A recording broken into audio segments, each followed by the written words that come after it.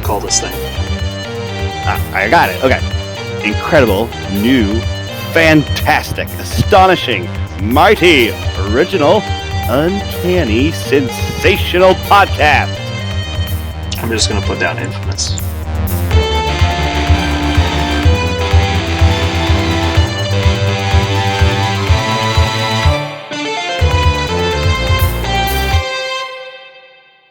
Hello and welcome to Infamous, the audio podcast. I'm Brandon, or Mutilus on the forums. And this is Parker. Go by Tweak on those forums. This is Jeremy. I stay off the forums. Do you know why this is all important, guys? There's actually forums Because now. we actually have a forum. Yeah, there's actually a rules forum. Jeremy's going to have to make a login called Just Jeremy. It'll be my first, last name, and social security number, as I always do. Mm-hmm. First, last name, full security number. Jeremy, what are these, 9 digits that show up after your name? Shit. Gotta be certain it's me. -1, but it's any random one. It's my phone number. All right, everybody. Thanks for joining us this week. Got a whole lot of small segments planned for you today. Again, we're going to try and keep going with this quick episodes. I know our last one ended up being a little over 2 hours, but that was a lot better than our previous 4-hour episode. I like 2. I like 2, around 2. I think 2 is definitely more closer to what I like as well. Yeah. It's hard to get everything in you want to talk about without feeling like you're in a hurry in less than 2. Mm-hmm. It's mostly because there's just been so much shit happening for the last month. But yeah. All right, so moving into announcements, we have one quick announcement today. If you're not following us on Facebook or YouTube, you might not know, we've recently actually activated our YouTube channel. We've got multiple battle reports from Tabletop Simulator on there between me, myself, and Jeremy and Parker in some combination. They're a little long because, TTS slows down the game a little bit. Soon, though, we're also going to be doing actual live in-person video battle reports as soon as we get all the camera stuff set up. So look for that probably in the coming month. And then until then, we're going to be releasing these TTS video battle reports. So that being done, that moves us into our next segment, the news. News. All right, so we got some really cool news this week.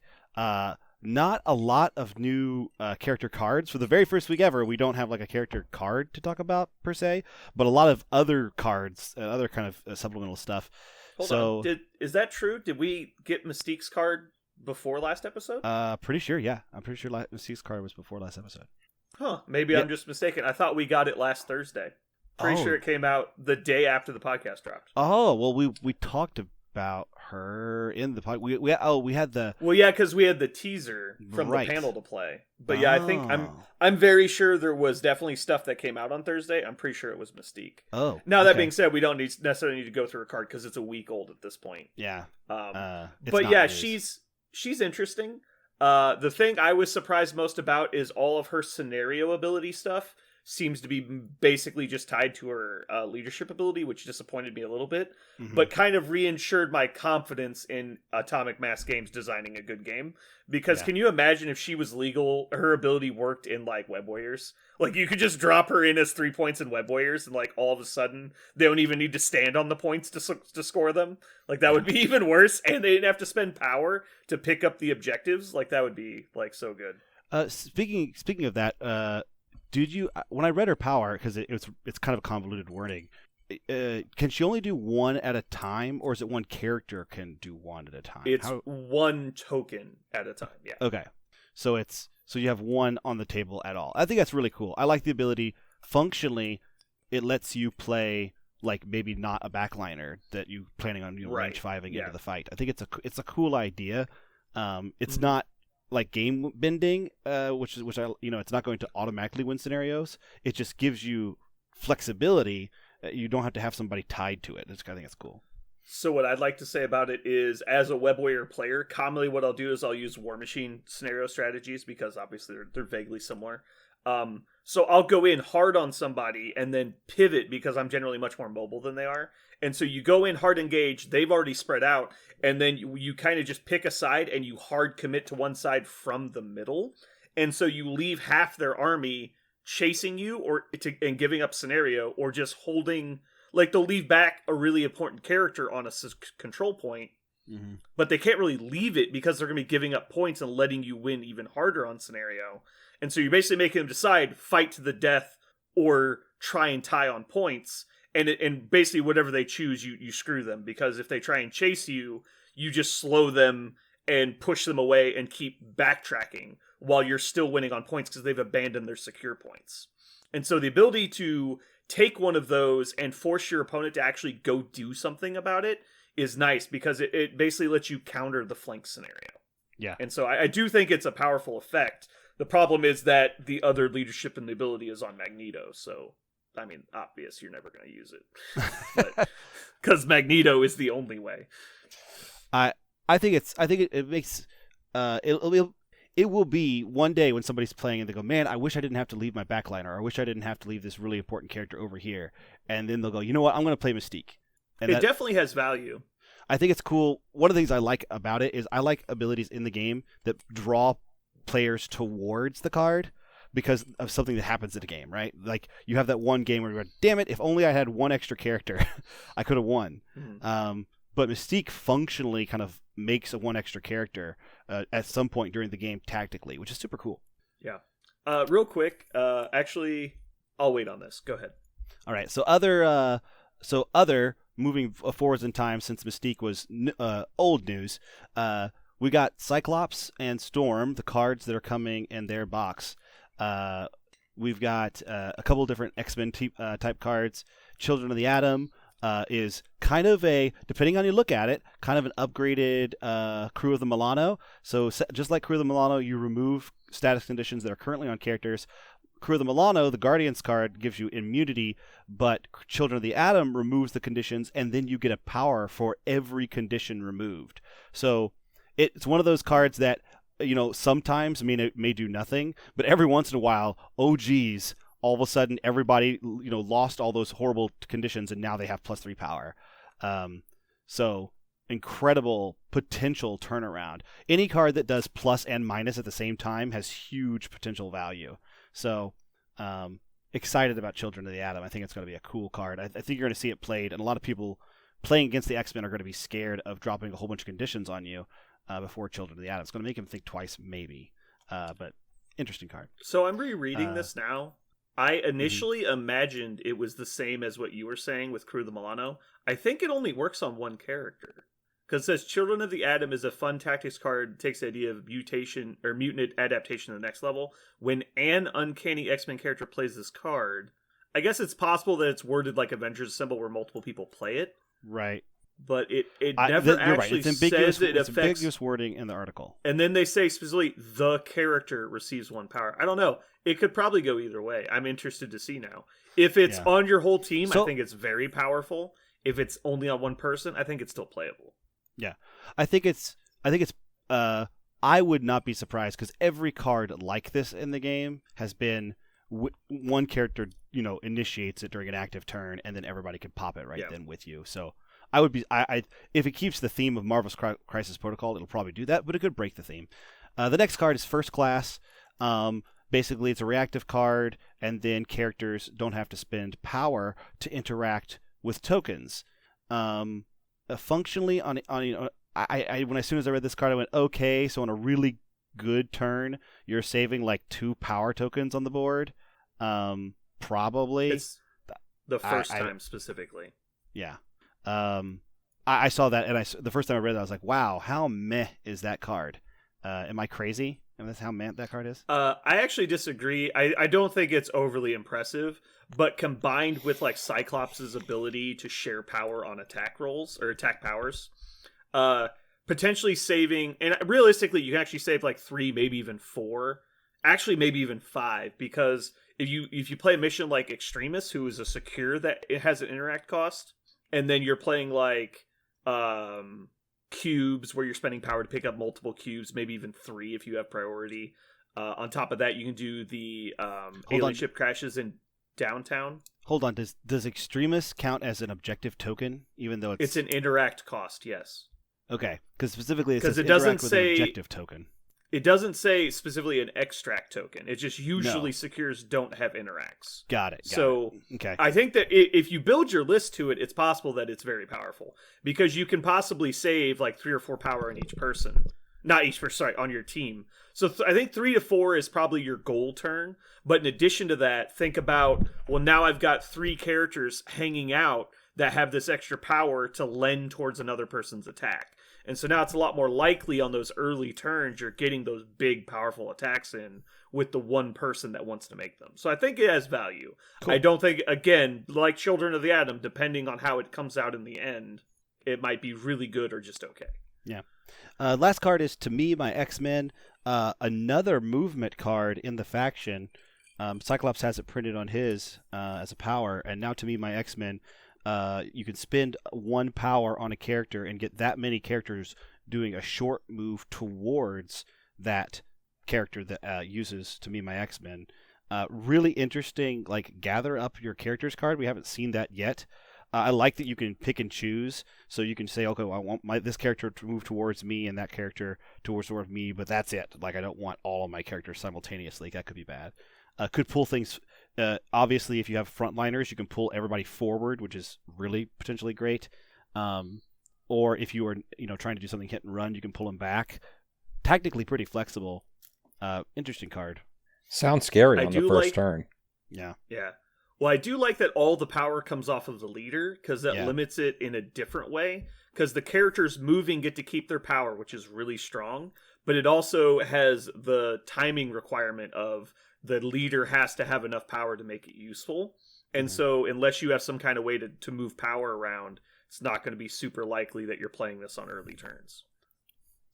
What, Jeremy? What do you mean by early turns, or just to move out to objectives? Is that what you're talking I mean, if Right, you're so like move up and then drag everyone up with you. I mean, immediately, and then suddenly Yeah. you're in range of things that normally you're not in range of.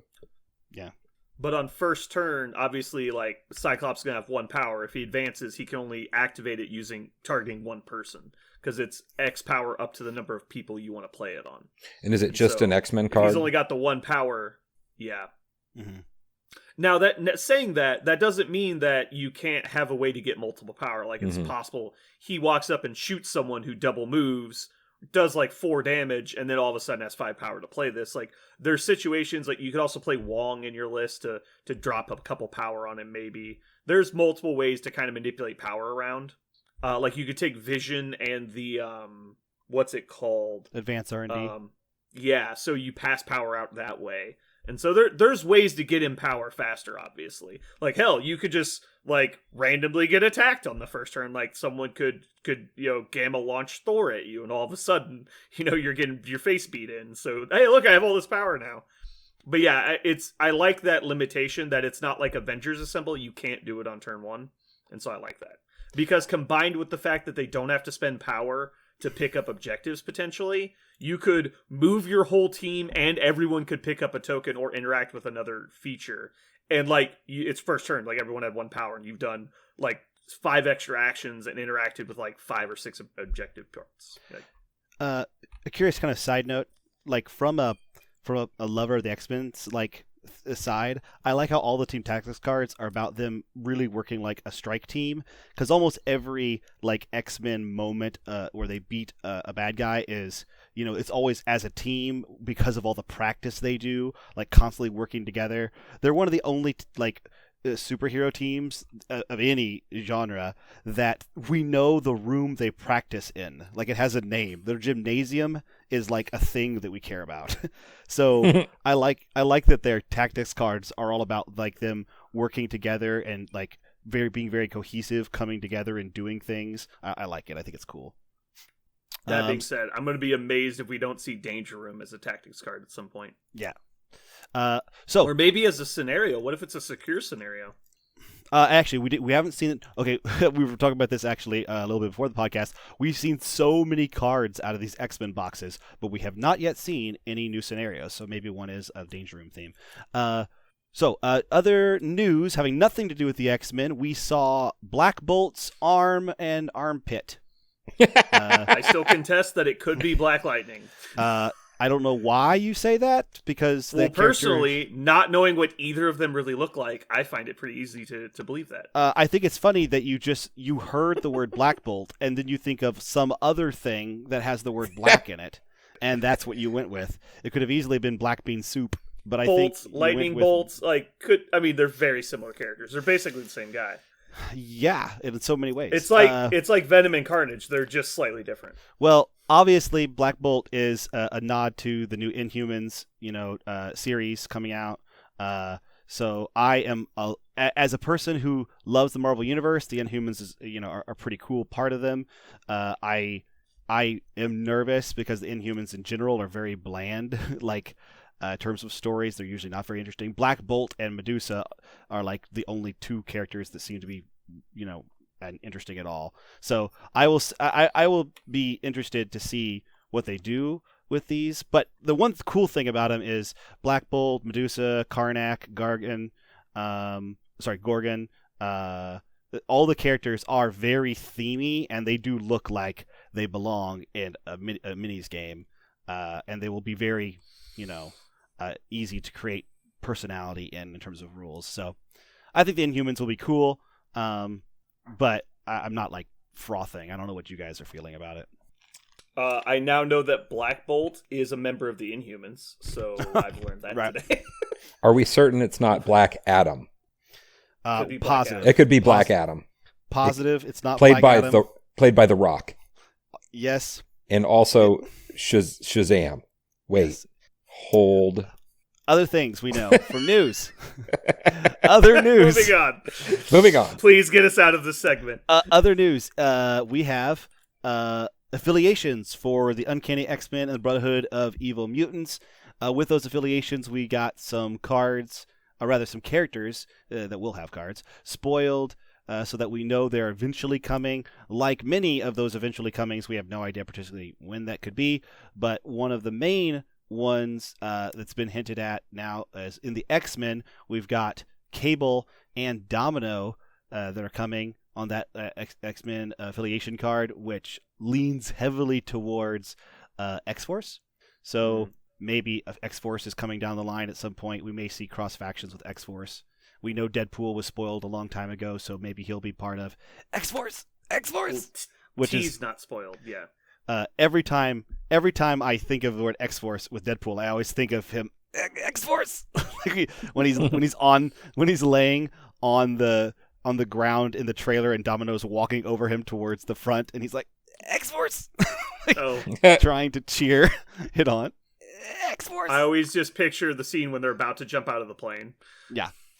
Like the only actual cool scene in the whole movie that's not intentionally making fun of itself. Yeah. So also we saw Brotherhood of Evil Mutants. In the Brotherhood, we've got let's see. Oh, sorry, real quick. I meant to say, I think that X-Force is actually not only going to come out, but I think it's going to be out a lot sooner than people think.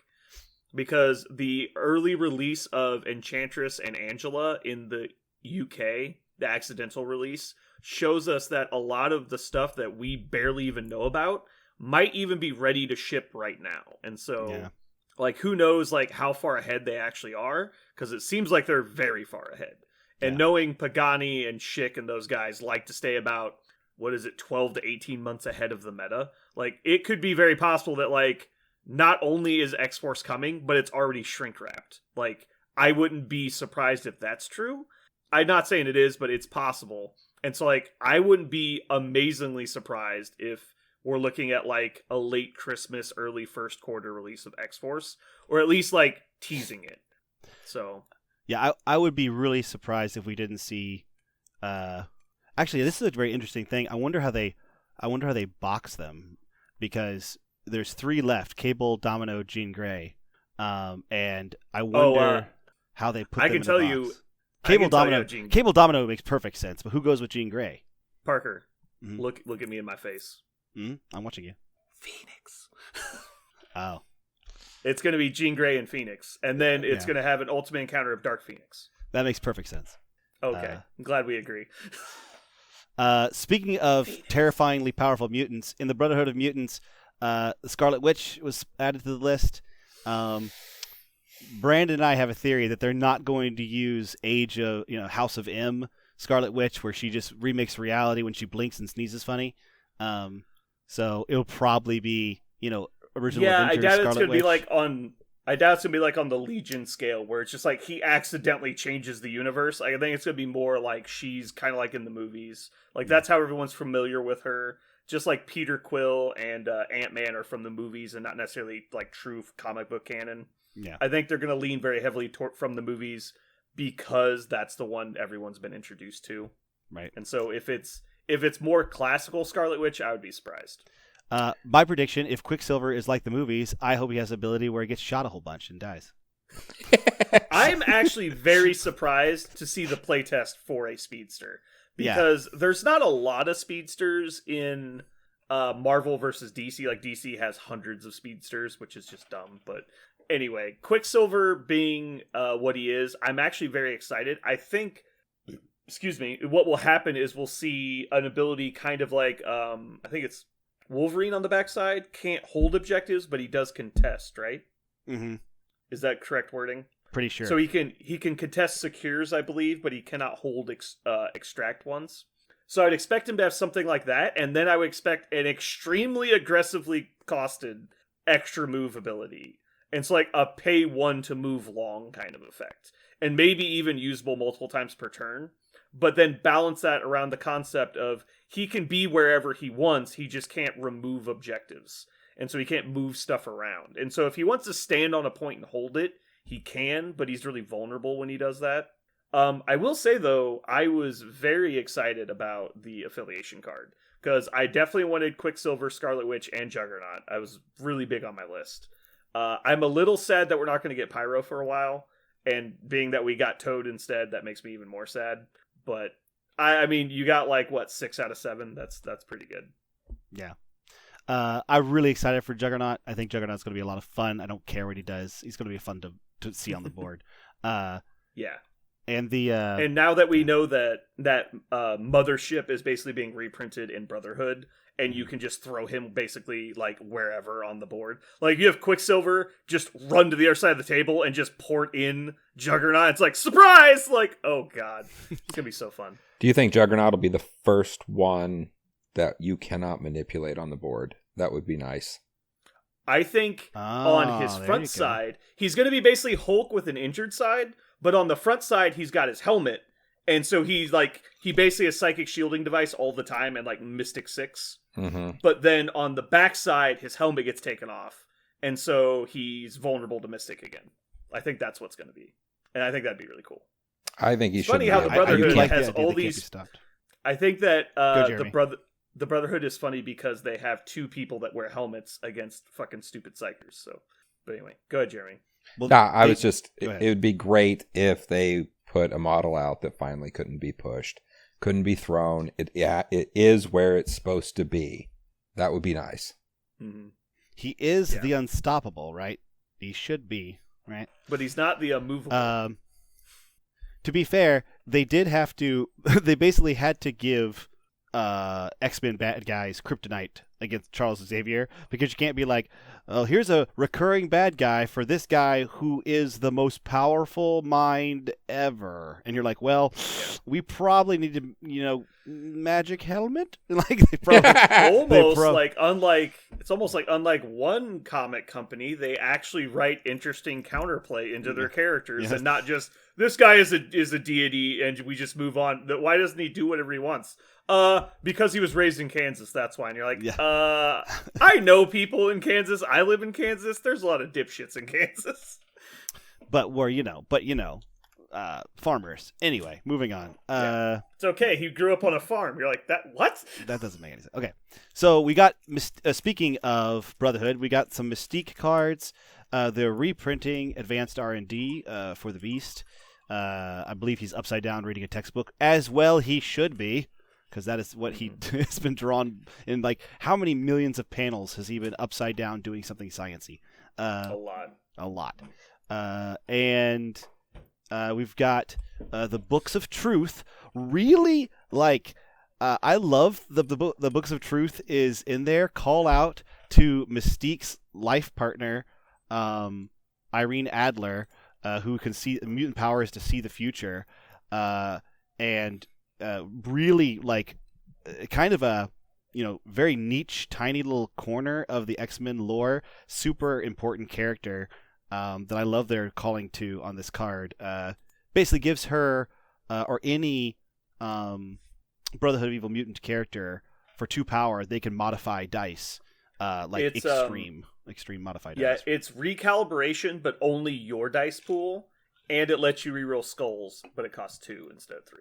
Yeah. Which is obviously amazing. It's going to be an auto include in any Brotherhood list. Yeah. Also, I love the call to Irene Adler. Super cool character. Deception is her last card, which we finally get like a very Mystique flavor card. Opponents, I say finally, but it is a great one. Basically, you target an opponent that doesn't have any non-dazed friendlies nearby. We don't know exactly how close they have to be, but if they're dazed, they don't count for the power. And you target them within 4, so a pretty long way away, and then they immediately advance towards Mystique. So it's a face me, but they don't get to attack. Pulls them right towards Mystique. And it looks like it's a Mystique-only card. The card art, we all agree, is the coolest card art I think they've done for this game. Gosh, I love that card art. It is really good. It's Mystique is transforming out of her. She's shapeshifted into Rogue, and Gambit is holding her, very Gambit-like, very pervy, and she's transforming back into herself with a gun in her hand. It's just so very Mystique. So, obviously, cool control effect gives Mystique a control effect, which is tight. This has got to be comic book art, right?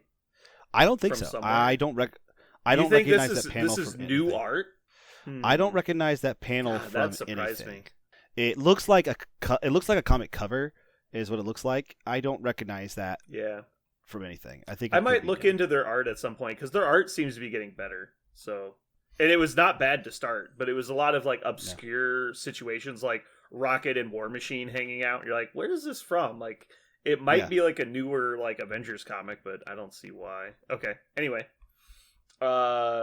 then the only thing I wanted to say about this is that I think we're starting to see reprints for a reason other than to get the cards into different boxes. I think the X-Men is going to mark the transition into the next phase, which means if they actually decide to go to the rotating cycle that they talked about, I think X-Men are going to be phase 2. And so, like, at the bottom left of all of your cards, there's the little Spider-Man symbol. And so that's to mark what phase the cards were released in. And so if they go to a structured, like, standard format that's time required, they're going to phase out all of the stuff with the Spider-Man logo, and they're going to go to whatever the next symbol is, which I imagine will be the X-Men symbol. And so I think that's why we're starting to see reprints, because these are cards that they want to exist in every phase of the game. It's a hot take. You heard it first here, ladies and gentlemen. Hot take. Hot take. Hot take. And then the last piece of news we already touched on, there is now an official rules forum on the Atomic Mass website. And so if you have any rules questions, you can go there. And then obviously those guys will take care of you, and there'll be official rulings. The main reason that it's needed to have a forum over just doing like Facebook rulings is because obviously it's impossible to find that shit after it's been done. So if you didn't like screenshot it when it happened, it's gone after like a week because it just gets buried. And so the rules forum, you can like save topics and stuff. You're like, oh, and you can just search like, hey, someone's already asked this question and it was answered by the company, so we know what this is supposed to be. So you can go to that. That'll just save them. Yep. So you can just go to that forum and find out you're wrong, nerd. Officially. Not only are you wrong, nerd, but you can find out Jeremy's actual forum handle. All right. Moving on to what are we playing? So Parker will talk about his list in just a moment, and then Jeremy, your last game, I believe, is actually our second Tabletop Simulator battle report. That's on YouTube, so if anybody wants to see that, they can go check that out. And then I played a game yesterday against Jason, one of our close friends. I threw a list together because I was kind of tired of playing Web Warriors because, I'm just tired of winning, honestly. It's just too brutal. But anyway. Hard. Jason beat my Web Warriors list. He's the first game I've lost with Web Warriors, and he beat me. I was really surprised, actually. And it wasn't anything special that he did. He just beat the shit out of me. I think what happened was he did a really good job of luring me into fighting him, because we did the typical, I'm all piled up in one spot. He kind of moves into me a little bit. I play all webbed up and just try to go to town. And Captain America just gummed up the works enough to keep him in the game long enough that I ended up losing the fight. And so he started getting tokens away from me and piling them up on Captain America. And I rolled at least 50 dice against Cap, and he just didn't go down. Like, it was amazing. Like, he was like blocking 4 or 5 at a time. I just couldn't get damage through. And even with like all webbed up and Venom's attacks with no mods and everything, I just couldn't get through it. And so I just ended up getting bled out because I couldn't get the tokens away from him. Like, I got Miles over there, I would attack him. Miles would like pick one up, immediately get dazed and lose it, and he'd just pick it right back up. And like, I couldn't hold on to the tokens. Jeremy, anyway, can you confirm that Captain America sometimes just does that? Sometimes just doesn't. Sometimes. I think you're incorrect. I think all of the times. Every of the times. I just assume Jeremy is justified because I had to eat Captain America for the first time. And it's not even that I play against Captain America. It's that he has that game where he just won't go down. Because I dazed him like immediately. Like first attack, take 5. Okay, he's dazed. We'll move on. Like, and then like the next 8 attacks, and I threw like 2 things at him. He took 0 damage from like size 3 throws. I was like, what is happening? Like it's like, you don't even get all this stuff. I was doing attacks. I was like doing mystic attacks. I couldn't get through it. Like, even though he wasn't getting all of his rules, just couldn't get through it. Anyway, the most recent game I played, I slammed together a defenders list because I was like, well, if you can make Hulk hard to kill, does he just eat their whole list? Answer, no. He dies like a bitch. Yep. I had a 28 health Hulk, and I used, I think it's Horgas Hoary Wisdom on Doctor Strange, I think twice, or maybe even 3 times on Hulk. He died in 1 round. We got turn 2, he died. Like, he's just full to dead. Oh. And like, I didn't even move him in until he'd activated most of his guys. I dazed 2 characters before they got to activate. Still just died. I'm like, okay, well, that was crazy. Anyway, though, Hulk has a tasty nougat news center. of the game. News of the game. You know who doesn't die in Defenders? Doctor Tony Strange. Masters. Yeah. Tony Masters. That's right. Taskmaster in Defenders was fucking amazing. Because you know what's really cool? Rolling 7 defense dice against whatever the fuck you Oh my like. god. Yeah. Because he's 3 dice against everything. Extra 2 if it's the second attack. And then Doctor Strange adds 2. And so he takes some damage maybe. Rolls 6 dice Counter-Strike back at you. Then Wong activates, removes 2 damage from him. And you're like, okay, now what? You're like, Doctor Strange plays the concealing vapors on him. So now he gets to reroll his defense dice on top of that with martial arts. And he gets to use the Pentagram of Farley to just teleport into range 2. And so you don't get to skip the martial arts ever because he's just standing on top of you. So you have to move away and then shoot him with a ranged attack to get rid of martial arts. And then it's like, oh, okay, I'll just add 2 more dice because he's about to die. So then you do some more damage to him. Then Doctor Strange activates, removes 3 damage from him. And you're like, would you stop? Like he just lived, like, I'm not kidding. He literally took on the entire Guardians of the Galaxy for like 2 turns and just wouldn't die. It was insane. But yeah, anyway, that was my takeaway is Hulk is the wrong answer. Tony Masters, easily an 8-point model. I was very happy with my first game with Taskmaster. Probably want to write a letter. Very happy. Probably want to write a strongly worded letter. Yeah. Yeah, but my list was basically Patch Up, Med Pack, Doctor Strange, Soulstone, Hulk, Wong, Taskmaster, and then like I think I had the Pentagram, I had the Concealing Vapors. What was my last card? Did you have the offensive, the Doctor Strange offensive one? No, I don't take the beam attack because I didn't think it'd be that useful.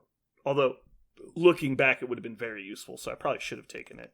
I can't remember what my last card was now that I think about it. Could have been anything. It might have been... Could have been a boat. It wasn't inspiring. Yeah, even a boat. I'm annoyed now because I can't remember, and I know I played all 5 cards. And so, whatever. It's not that important. Clearly, because I can't remember it. But anyway, that was my game. It was a lot of fun. I barely pulled it out. Because Hulk dying really early just meant that I'm playing Doctor Strange and 2 support characters, which would made it really awkward. But we were playing Gamma Wave, and so I was able to score a lot of points really fast. I scored 6 points on turns 1 and 2, And so going into turn 3, I was up 9 points. And then he dazed all 3 of my characters. And then I was like, then I got to 15. And then I was like, okay, I need 1 more point. And it was like razor thin. Taskmaster blocked in concession 5 hits, 8 hits, 5 hits. He blocked 8 hits on 1 defense roll. I was just like, I'm sorry, Jason. He's like, fuck off. Like, my Doctor Strange would have won me the game on turn 4. He was in cover, got shot by Punisher. So he rolled 7 physical dice against me. Doctor Strange was in cover, increased his dice pool to 5. With rerolls, took 7 damage. And just fucking died. And I was like, well, that's interesting. I guess I don't win. And instead, we're going to go to turn 5. Anyway, it was a lot of fun. I had fun playing Defenders. I'm excited to play them more. Parker, would you like to run through your list real quick? The one I played in the TTS report? No, the list that we built. Oh, okay. So is it time to... I have it here if you want me to read it and you can explain it. Cool. So I don't know if you have it ready to go or not. No, I do. Criminal Syndicate and Cabal, Kingpin, Red Skull, MODOK, Baron Zemo, Bullseye, Killmonger, Taskmaster, Crossbones, Hawkeye, and Black Widow. Tactics cards are Cosmic Invigoration, Dark Reign, All According to Plan, Shadow Organization, AIM Lackeys, Climbing Gear, Medpack, and Brace for Impact. For Crisis, we try to focus on the 19 pointers, but we got Fear Grips, World as Terror, Worthy Terrorized Cities, Panic Grip City, Evacuation Efforts Continue, Alien Ship Crashes in Downtown, Demons Downtown, Has Our Comeuppance Come Due, Gamma Wave Sweeps Across Midwest, and Cosmic Invasion, Black Order Descends on Earth. Brandon and I, we're going to talk about this a little bit later. I sat down and basically tried to pull a kind of like Zach Galifianakis from the moment when all of a sudden he can count cards for no particular reason. He sees numbers everywhere. I basically sat down and did that. Yeah. Ico started playing in the background from Rain Man, and I basically channeled all the things I could think about, and I created this tabulation, and we're going to talk about that a little bit later. And from that tabulation, Syndicate and Cabal combo, and I'm really pumped about it, and you'll find out why I'm excited about the particular characters. But I haven't got to play this one yet.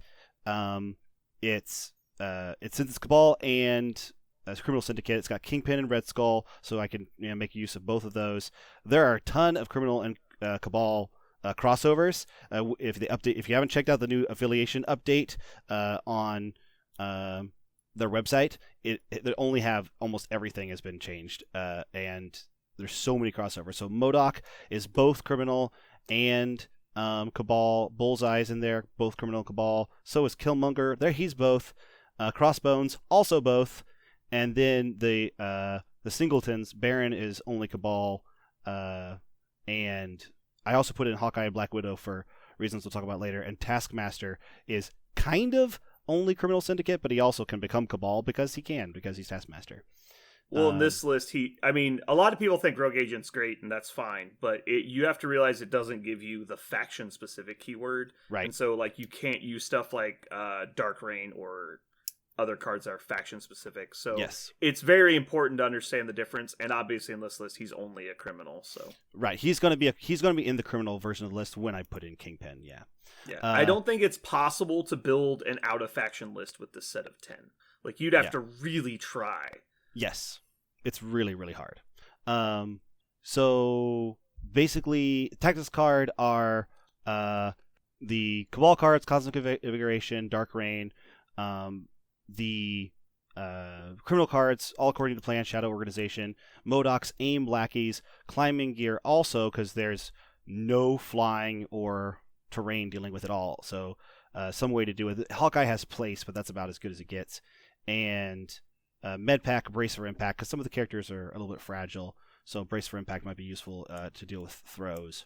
And we're going to talk basically about it, but the point of the list is to get monstrous action economy. So whenever your opponent is doing something, you are doing 1.5 things at least.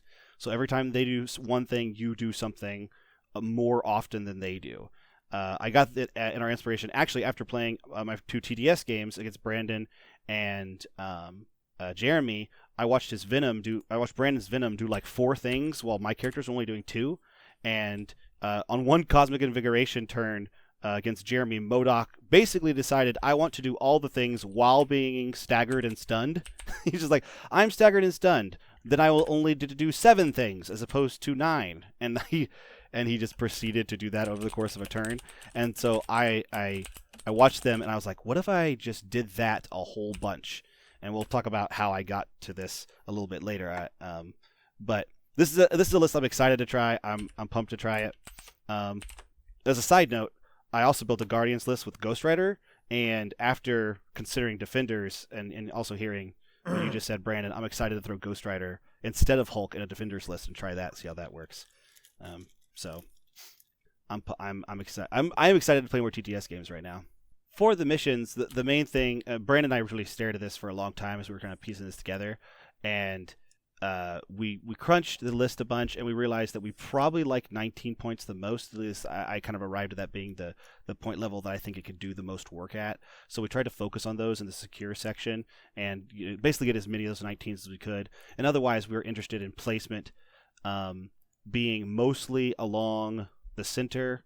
So we were trying so that we didn't have to move onto your opponent's side as much, because Cabal likes to generally shoot back from range a little bit, and I haven't played Criminal Syndicate yet, but I like the idea of being able to just move up to the center, because they don't have speed is not a super strong point of Criminal Syndicate, but once you get up to the middle, you're going to win that middle fight, even if somebody comes up to, they have to double up just to cancel out your contestation. So we'll see how that goes. Okay, so looking at your point totals, it looks like we got 18, 19, 20, 19, 16, 15. So yeah, all non-standard point totals, kind of. I like that because I think every list needs to home in on what they want to do and find the optimal point total for their list, and then really cater to that in their cards. And so I think that's really nice. I also think we managed to find good point totals for you and mix those with good deployments, like having the Gamma deployment with Echo deployment with Gamma Waves and Demons in Downtown. Both of them are gonna kind of force everyone together. And if I recall, one of the best points of the list is the ability to either focus on scenario with criminals or to realize that you would rather play a fighty style list versus your opponent. So Cabal obviously being much better at the fighting, and the criminals being better at the scenario aspects. And I think a lot of opponents looking at your list will have to kind of put themselves into a corner before they know what you're going to pick. And I like that. The list encourages a certain amount of list chicken, right? Where you go, am I going to have to play a scenario game or a beat 'em up game? I have no idea, because he's playing 2 very different things. And it just so happens that most of the models can play either. So you can't even guess what models I'm taking when you look at it, because like 4 of them are both criminal and Cabal at the same time. So it'll be an interesting concept. I'm excited to try it. Yeah, no, I think this is going to be a good list. I think it's going to be surprisingly versatile for looking very one-dimensional. Jeremy, did you have any questions on this? No, we'll talk about it later. Okay. Alrighty, so that's going to finish up what are we playing, and so that's going to bring us to Hobby Corner. So for my hobbying stuff, I submitted my Black Order for our monthly painting competition up at the shop. I got my diorama done. You guys can check that out on our Facebook page. I upload all my painting photos to the page. Right now I'm working on cleaning up Cabal, and so I just finished Zemo today, and I started working on MODOK. MODOK's far from done, but I got some paint on him. Jeremy, I think you said you're game complete currently, aren't you? Every model is painted. Are you done with everything? Every single one is done. I hate Wasp, and I also hate Ant-Man. They both are completely stupid, and they're just trash. I think they're trash. I haven't gotten to them yet. That's a surprising take. I thought Ghost Spider was just ignorant. Whoever designed the paint scheme on that fucking model is just an asshole. It's like, we need white next to black, but not even just like straight lines. We're going to do zigzags all the way around the back and the stomach and the chest and the sides. And then what we just did, big white stripes on black background. That's easy to paint. Now, what else can we throw in here? How about dark purple all over next to white, and then on top of the purple, let's do blue check marks. It's like, what? And Like, outline the eyes, by the way. Yeah, because you need to go white on the hood, purple on the edges on the inside of the hood, white on the face, purple on the eyes, white on the eyes, and you're like, oh my god, it's so stupid. That one took So a lot stupid. of time. Anyway. That took a lot of time. Yes. So if you're saying that Ant-Man and Wasp are just as bad, that's No, good. they're bad in a different way. Like, you don't realize Okay. the lack They're of. just boring. They're boring. They're very boring. Their colors suck. The tiny models are. You start painting them, and you're like, oh, okay, knee pads. That's what I'm supposed to paint here, and the rest is done. Like, it just. Ugh. I didn't like them.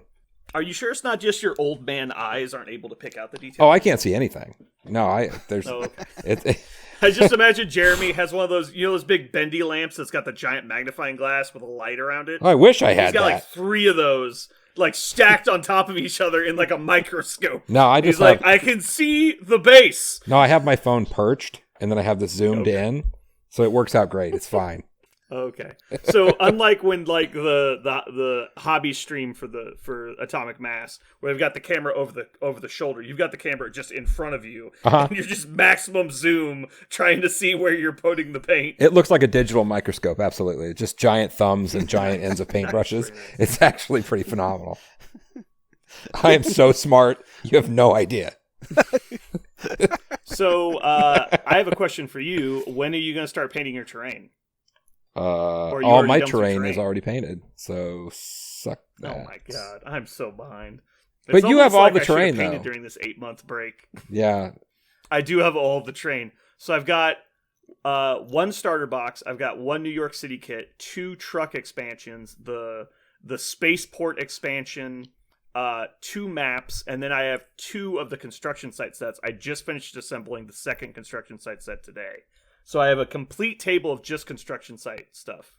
And it's all gray. Perfectly. I'm actually kind of Perfectly all gray. I'm actually kind of excited to do the construction site painting because I think it's gonna be an exciting opportunity to experiment with weathering, and so I'm kind of excited for that. And I think it's just the coolest terrain. So, if Atomic Mass, since I know Pagani listens, definitely doesn't, but I'm gonna say he does. So Pagani, since you're listening to this, what we need next is a 2 pickup truck expansion pack. So it's just a pack that comes with 2 pickup trucks, and that's the terrain kit. That would be awesome. We need that. Please and thank you. Or maybe a pickup truck and a van, like something like that would be great. A van down by the river? Why do you want 2 pickup trucks? Just variety on cars. I don't need everything to be a fucking Civic 5-door. Oh, God. It's also easier to put models on a pickup truck. Like, you put 1 on the hood, maybe 1 on the roof, and then you put like 2 small bases in the bed. Like, that'd be great. Last I checked, you can And fit because like if you 30 did like guys the in a big pickup like truck. Super Duty truck, you could do like a big Super Duty truck, and it would be like size 3, and I think it'd be pretty good. But anyway, so that's Hobby Corner. So Parker has painted 0 of his models. Jeremy has painted all of his models and his terrain. I'm about 30% done with the models. I currently don't have any models to paint. They're all at my painter. That's cool. Mm-hmm. Not all of us Anyway, make. moving Not on. all of us make Parker money. That big Parker bank. Yeah, no shit. Cha-ching! Yep. All right. So this is going to bring us into our new segment, the Daily Bugle with Jeremy. Excellent. So Jeremy is going to ask me and Parker some questions, and we're going to answer them like we're doing a reporter interview. Yes, and you have to be So Jeremy, not so goddamn long-winded. These are a couple sentences at most. yeah, And then move on. We have to be succinct. I feel like the lowest score wins, and we're just going to count words. So whoever uses the least words to answer the question gets the most points. Oh, Ooh, competition. And I get to pick who has the best answer on every one of these. So, you guys can keep count at home. Okay. So the first It's one, like Ron Swanson is like, yes. sorry, I was just saying Ron Swanson, where he's like, no conversation should last more than 100 words. I have used 8, you have used 9. Continue. And he's like, Oh my God. he's like, I was not ready for this. All right, so some of these are based on things we've talked about. We'll just make it official and ask the question. So, Parker, best, aka real name of the cards that we have right now. Best alter ego? Benjamin Poindexter? Is that Benjamin Poindexter. Okay. No doubt. Benjamin Okay. Poindexter. That's too many words, Parker. Use like 9 more words than you needed. I love that. Fuck you. He just gives me that look. Fuck you. Okay, Benjamin Poindexter. Is that for the win? Oh Are you yeah, sure, Benjamin are you sure it's Poindexter. not Mortimer Tonguelap or whatever? Ooh. Hold on. No, I think- follow up question though. Parker. I'll play along. Benjamin Poindexter, Does- and I'll give you a sentence because I love that it is such a common, goofy, nerdy name for one of the most cold-blooded killers in the Marvel universe. I love it. I love that the guy who designed the character just literally Googled most fucking nerdy name ever. So if Vanisher, because X-Force has been teased a little bit, if Vanisher makes it into the game, does he take the number 1 spot? Yes, The teleporter. teleporter. Yeah. Ooh, Teleporter. ice cold. Gross. Gross. Teleporter. That's a good one. Yeah, I believe Parker That's gets the it for the. Sorry, if these are supposed to be more rapid fire, we can just joke around after the segment and just yell at us Yeah. if we need to shut up. It's all good. We're fine. Moving on. So Brandon, favorite go-to character in the game is. Wow. Trying to think of who I reach for most often. Mm-hmm. I mean, honestly, Just say fucking Captain America, Honestly, you Black fucking Widow. whore. no, honestly, I mean, at one point it was Cap, at one point it was Hulk, Yeah. at one point it was Thor, and all of those answers are wrong. I would say, honestly, Black Widow makes it into almost... Valkyrie. Valkyrie makes it into Okay, every list Valkyrie, I play. good answer. Parker, go. That will be false... Okay, go ahead. Baron Zemo. I love putting Baron Zemo in my list. I took him out once and I put him back in. I made a mistake. Mm. Solid choice. Not as good as Valkyrie. Ooh, I don't know. I disagree. Parker, that's a point for you. I will go to war over this. All right. All right. Another question. The model I'm I fine can't. being the smartest person on this podcast. Parker, the model in this game I cannot stand is. Oh, I'm going to go ahead and ride the train and say Ant-Man. I hate it. I hate him. How Oh, do you objectively choose the wrong answer? I was set up for the failure on this one, and you just committed suicide. I hate Ant-Man because Can I go next? he has all the things that so many other characters Parker, you're have out of words. and worse. He's worse than all the other characters, and he Too has many the words. things that okay. I hate it. Fair I'm enough. talking- Brandon, go. I'm muting Parker. Okay. Captain America. That's not true. You love Captain America. You hate Captain America more than Ant-Man. I know, but man. No, you said you hate. The question was you hate. Oh, no. I meant you. That was the quote Oh, for you. like, what character do you hate the most? You. Yes. Not I hate the most? Yeah. Oh, Shuri, not close. Why, Shuri? Why are you laughing? It's Shuri, not close. If it's the character I hate the most, Uh-huh. I thought you were asking what character Jeremy hates No, the most. no. That's I'm obvious. sorry, I No. misinterpreted No. the question. So Parker hates Ant-Man the most. I actually understand that from conversations we've Yeah. had. Because he's just bad. Anyway. Definitely the character I hate the most is Shuri. I wish she wasn't in the game. Okay, good. I not against Shuri. I wish the rules for Shuri did not exist in this game. That could be a tie. Because I play Web Warriors, and I'm offended that a character that broken exists that I should play, so I don't intentionally. I've never put Shuri on a list, so I'm going to give my points to Brandon. You get a point. Okay. Oh, so out of Daredevil, Arrow, Punisher, or Jessica Jones, Parker, which one? Arrow? I know. It's in there. Daredevil, Arrow, Who's Punisher, Arrow? Jessica Jones. They're all shows. It's a DC. It's a CW show. Yeah. Oh. I love Daredevil. I'm gonna go. Okay, with Daredevil, done. until Electra. Brandon. Daredevil Can you- until Electra showed up. When Electra showed up, fuck that shit. It was bad. Can you repeat the question, please? Is it Daredevil, Arrow, Punisher, or Jessica Jones? What the best show is? Sure. So I'm going to say Punisher, Okay. but to elaborate on that, are we talking about Punisher Season 1, which is actually Daredevil Season 3? Or are we talking about Arrow Seasons 1 and 2 only, because the show was amazing on Season 2 and complete garbage after Season 2 ended? I don't know. You're not making me believe. What's your succinct so answer? Season 2 was the Slade Wilson season. The answer is Punisher is the best show. Okay. But Arrow was very good in Season 2, but then all of the writers left to write Flash because they actually wanted to do the Flash show the whole time. And then, so all the writers left and Slade Wilson died. So it was like, there's literally no point to watch Arrow anymore. All right. So And it's Punisher just every or episode was the Batman conundrum. Is he willing to kill people or not? And Yeah. that was every fucking all right, episode. Parker. What did you say? I said Daredevil. Daredevil wins. Parker gets a point. Daredevil has the best total body of work, only because they got Punisher Season 1 as their Season 3. That's true. All right. After Punisher left, Yeah, the show was about because you Elektra, get it's half of Punisher as well. Done. That's enough. All right. Stop. He's the moderator. He's cutting us Yes, off. you're done.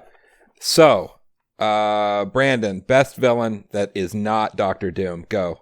Magneto. I retract my statement. He's not a villain.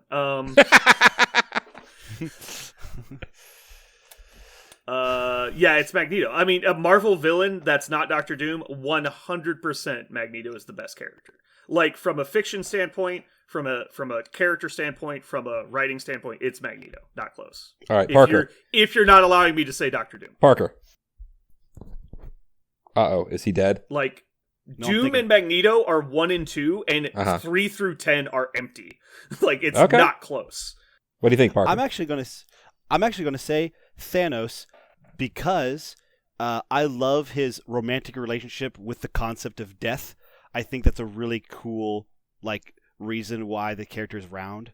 So I like that a lot. That he's so powerful. His death of his lover, and he's trying to impress her. That's his main character motivation. I love that. Point of order, she is not his lover. He's a cuckold, and like literally never even gets her attention. All right, that's enough. Point goes to Parker. Good job. Next one. What? This was last He one. literally fails. Last one. Last one. Last one. Whatever. You guys are ignorant idiots. Last one. The worst value in this game is Brandon. Go. The worst value, like point value. That you could. Yes. What's the worst thing that you could put in a list? So the worst threat you can spend in the game Yes. is the Ebony Maw. Not close. 5 Ooh, points for that character strong. is not worth it. Now this could be a tactics card. It could be like what's the Well, worst? that's not threat value. No. I'm not saying threat value. You can take that back. What is Okay. the crappiest thing The that most you can do with? overcosted thing in the game. Yeah, no value. Okay. Most overcosted thing in the game, Ebony Maw, not close. Still, okay. Yeah. Parker. I'm trying to find it. He's looking for Ant-Man, but he only cost 3 points. No, It's he like, actually. shit! He took my one! No. I know what it is. I just gotta find it. I like this segment. This is fun. It's Ricochet Blast. That's what it is. I want Ricochet Blast. Ooh, I've never put that in a list. Oof. What's the cost on that? 2 each? Yeah, it's 2 each of this weird positional thing, and also it's also 7 dice. It's weak in It's like so every specific. way. It's so weird and dumb. It's not good, but is it actively offensively overcosted? Yes, it costs a tactics card. It costs 2 power to do a regular attack. It's bad. Ebony It's not regular Ebony Maw, attack. not Read the close. attack. Point goes Don't to just Brandon. say it and then don't back it up. Yeah, you're. Point goes to Brandon. It was a tie. You guys both I tried suck. to find. I tried to find anything. Thunderwave. I think Thunderwave is legitimately worse than Ricochet Blast. Would be my only argument. All right, so that's the Thor. that's the Captain America. segment. Again, it's fun, fast. It's just us chatting about bullshit of this game. So there you go. I like it. I like that. That was a lot of fun. I also won, so that's good. To No, it was a tie. You didn't win. I won. 40. Tie. It was Did 48. you just give us each 2 points? Oh, I don't give a fuck. I wasn't even counting. 48. The score is 269 to 269. No reason at all that those are the numbers. It has no 300 relevance on anything going on. From 22 to 322. Carry the 100,000. All right. Threat level midnight. Yeah. All right. So I think that's going to bring us to our final category, which is Comic Corner. As long as Comic Corner does not include Cyclops, Parker gets to talk uninterrupted. Ooh. And if he does include Cyclops in Comic Corner, surprised. we're allowed to talk over him the entire time. I'm surprised we're at Comic Corner. I thought we were going to do Moneyball at some point. Did we skip that? Did we not want to do that? No, Do we run out of time I for think that? we'll have enough time. No, I think we'll have enough time. Okay, you're right. Let's do Crunch the Numbers first. Our new segment, Okay. our second new segment for the day. Okay. Crunching the Numbers with our good friend Ice-T. Yeah. Water tea. So Parker, talking back to your list you made earlier, the inspiration for that list is Yeah. So I was inspired by the That's what games with Jeremy and Brandon, and I was like, what characters in this game have a better like action economy? Basically, most characters in the game do 2 things every turn, 2 actions. That's it. I move and attack, or move, or attack. But what characters in the game can, in some capacity, generate an extra effect? So I made 2 lists. One list is all the characters that can move in addition to their other 2 actions somehow. And I made another list that was all the characters in the game that can attack in addition to anything else they do. And most of those characters had counterattack abilities. I found out there were very few things that got you attack also. It was usually move also, but there are lots of characters in the game that have the ability to attack back or present damage back if something is done to them or their friends. retaliate. So, yeah, some retaliation effect. So basically, the idea was, could I take all of them, categorize their abilities, look for the most efficient ones per point cost, and see if I could create a list that basically the whole point of it is just getting so much more action economy than my opponent. While my opponent's characters are doing 2 things, all of my characters are doing 2.5 or 3, so that over the course of the game, I'm just winning that all the time.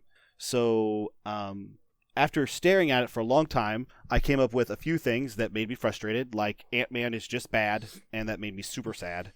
And point of order. Is he actually bad, or is he just worse than another example of his kit? So like, as is I was starting to functionally categorize, just bad? No, actually that's a really good point. Some characters by themselves do have the ability to move and do actions, and they get nice power when they do it. Like there's lots of combinations of those, but then they are just clearly beaten out by some other character. For example, Ant-Man and Miles Morales Spider-Man.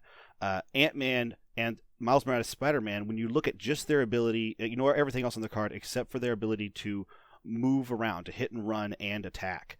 That Ant-Man's is just worse by only one metric, which is he does not have the ability to do it at range 3. So whereas Miles Morales can move and attack at range 3, or move, attack, move at range 3, Ant-Man can move, attack at range 1.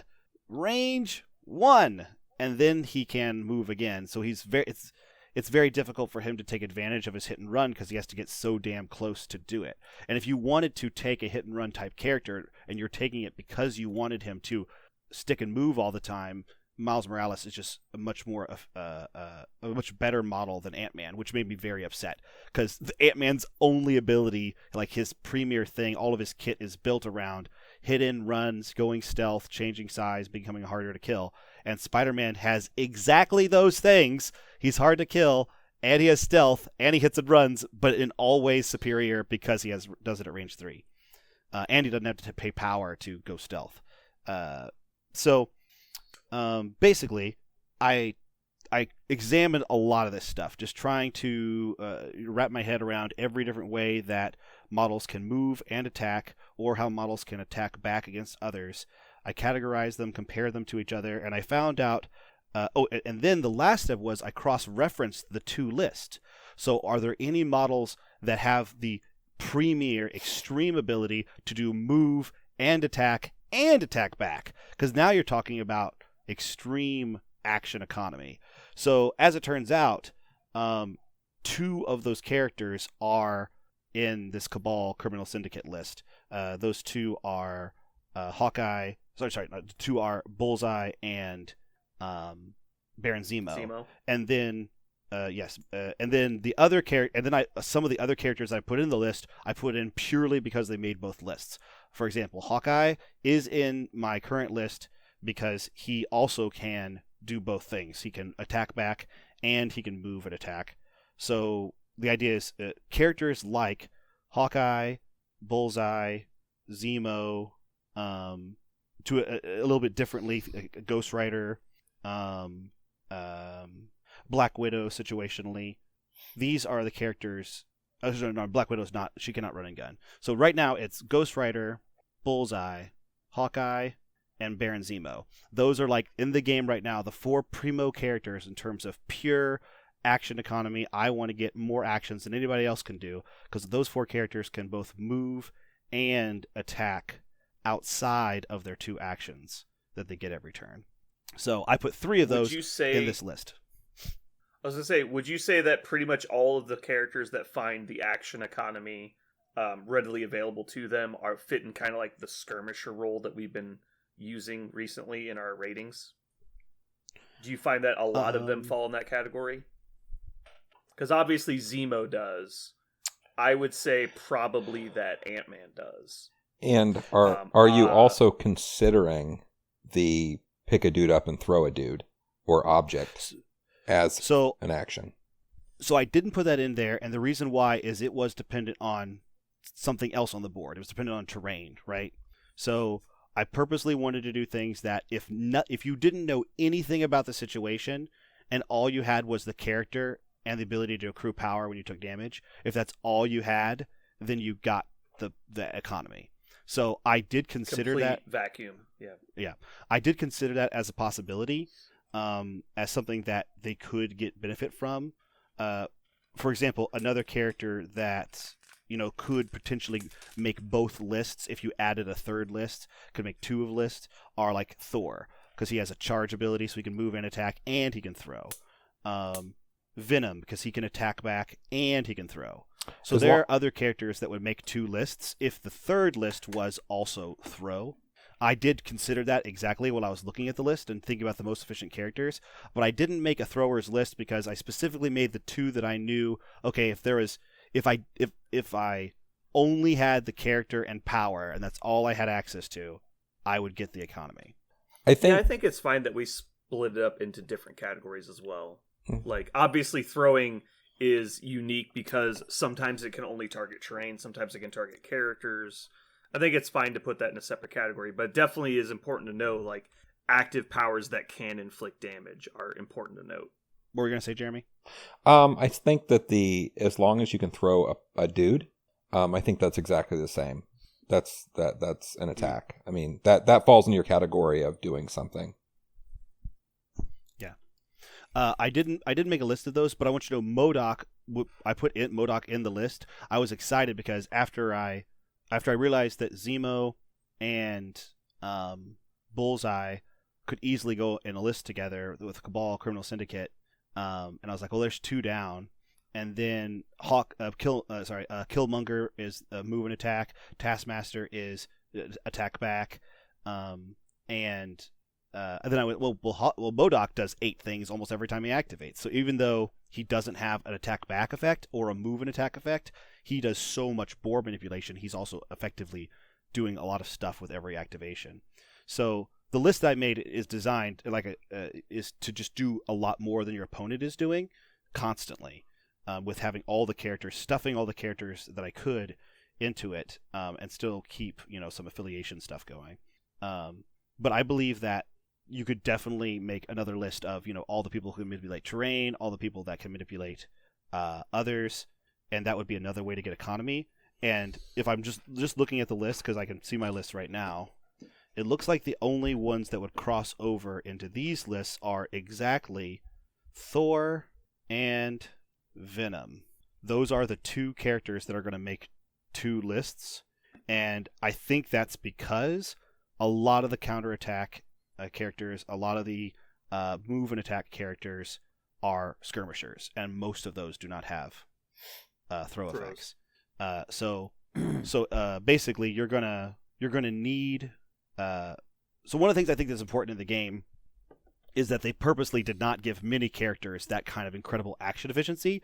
But it also means that if you're looking for any random character to go in a list, well, these could be characters to reach for. Like, I just want this character to do more than my opponent's characters will do.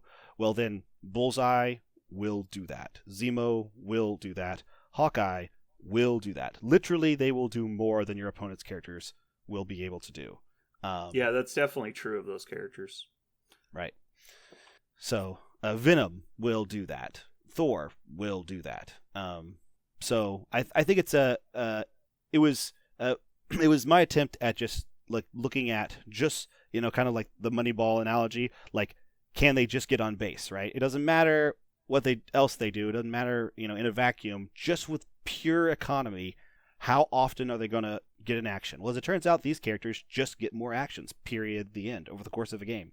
When you have 6 turns and only 2 actions, if you take Black Dwarf, unless he throws, he's only ever going to get to do 12 things. That's the whole game for him. So, and a lot of those are going to be moving. Yeah. So, like, I realized in the game, most characters only do 12 things. But what about Bullseye? Bullseye could do, like, 24 things. Yeah. He could. I mean, that's an extreme outside. He has to roll out of defense dice, you know, to constantly be getting that. But he could do around 20 things as opposed to somebody who's doing 12. So that sounds fantastic. And specifically, a character like Bullseye is also throwing twice every time he throws. So he's actually doing a lot more, kind of. Bullseye is actually, to me, Bullseye right now is kind of he's a very underwhelming character when you read him until you consider the number of things he'll do every round. It's kind of crazy. It's kind of crazy how many things Bullseye will do every round. It's kind of insane, especially if you did something like, I don't know if you'd want to, you know, do a Cosmic Invigoration on Bullseye, but man, the dude just would go knuckin' futz. He would just be doing so many things in a single round. So anyway, that was my attempt at some Moneyball, trying to pull every single dollar I could out of a character and a list. And I think, did you intentionally draw the Moneyball comparison before you made this list? Was that the inspiration, or did you just think of that after you did it? Yeah, I thought of it afterwards. That's kind of what ended up happening. The original inspiration was honestly my games with you guys, watching a couple of your characters do 2 or 3 times the amount that my character is doing, and I was going, man, I'd like to do that. I want characters that can do 3 things every round. That's why I went with these. Jeremy, did you have something? Yeah, I was going to say, the list that you played against me, it was doing a lot, but it was a griefer list. Everything I did, you had a response that wasn't necessarily you doing a bunch of things, aside from making me punished for me doing things, which is a whole different animal. You had the same concept, just the other side of the coin. Every time I do 6 things, I got punished every damn time. Right. Yeah. I really like the Moneyball analogy, because it's, I think, more apt than you guys might even realize, because the whole concept of Moneyball, for anyone who's not familiar with the movie, it's something that happened in baseball in the 2000s, and basically they got into heavy analytics and realized that certain things they were valuing in scouting players and signing players was not actually like determined a victory, and so it didn't actually equate to them getting victories or runs, which they determined. It's like, well, you need so many runs to win a game on average. You need so many wins in a season to get to the playoffs. You need so many wins in the playoffs to get to the World Series. And then obviously once you get there, you need 4 wins. And so it was all about the team was heavily financially restricted compared to the other teams because there's no hard salary cap in baseball. And so the team basically had $30 million where the Yankees were spending like $140 million. So they needed to make up the gap without spending the money. And so they basically started looking at the game differently in analytics and things. So not only is it true that you're trying to break the action economy, but you're doing it with what would, I think, a lot of time be considered undervalued characters. Not that the characters are bad, but just because they hit at a very low weight class, but they make up for it in actions. And because so many actions of people like Black Dwarf and, you know, Hulk are moving or, you know, taking a scenario piece or, you know, not being within range of an attack or something. So being able to not only get more attacks and more actions and more responses, but being able to get yourself in position to be more optimal with all of your actions. Like a lot of these characters are higher movement. They have higher ranges because they're skirmishers.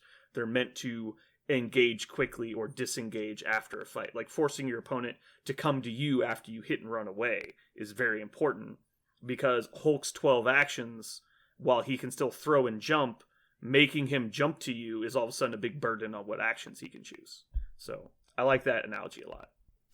I think it'll be interesting to put on a table. One of the things I'm interested in is I think it'll be a high skill cap kind of list, because there's not a lot of control effects in it. MODOK is definitely a lot of control effects by himself, but because it does rely on so many skirmishers, it's going to be a bit glass-jawed, I think. But dazed as a mechanic in the game, if you knock a character down, they'll get back up. And it does have, like I said, almost every character does something back if you hit them. So if you don't daze them immediately, they are probably going to do something back to you every time you try to damage them. And there are still some sticky characters in there. We've already talked about Taskmaster is tough, and there are a lot of characters that you'll have to try to go get, because Bullseye's not going to hold still. Zemo's unlikely to hold still. Hawkeye's never going to hold still.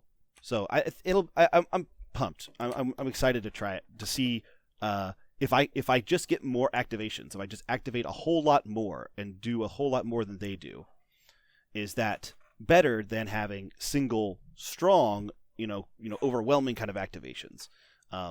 Or is it better to just backhand an opponent to dazed every time? We'll see.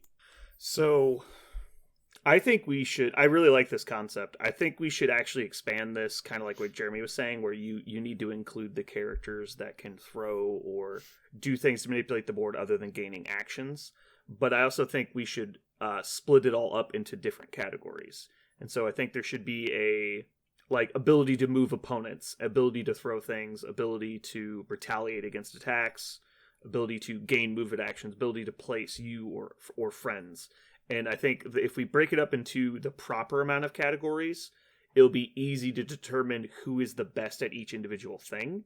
And that way, that might give us a new way to rate things, or a new way to evaluate characters. Like when we were talking about specifically like Miles versus Ant-Man, obviously their ability to place themselves range 3, that's not necessarily a unique ability, but every person has maybe a slightly different version. Or like Hawkeye and Miles are very similar, with Miles getting the extra dice on his attack, so clearly his is better because not only is it moving him, but it's increasing his damage potential, and it synergizes very well with his stealth mechanic. Yeah, the reason why Ant-Man... go ahead. I had wrote it. No, I was done. You're fine. One of the things I did when I was putting all these things together, because I had to thumb through every single card and canvas each one looking specifically for something, it was kind of interesting how much I realized that I was surprised sometimes how similar some cards were and how different other cards were.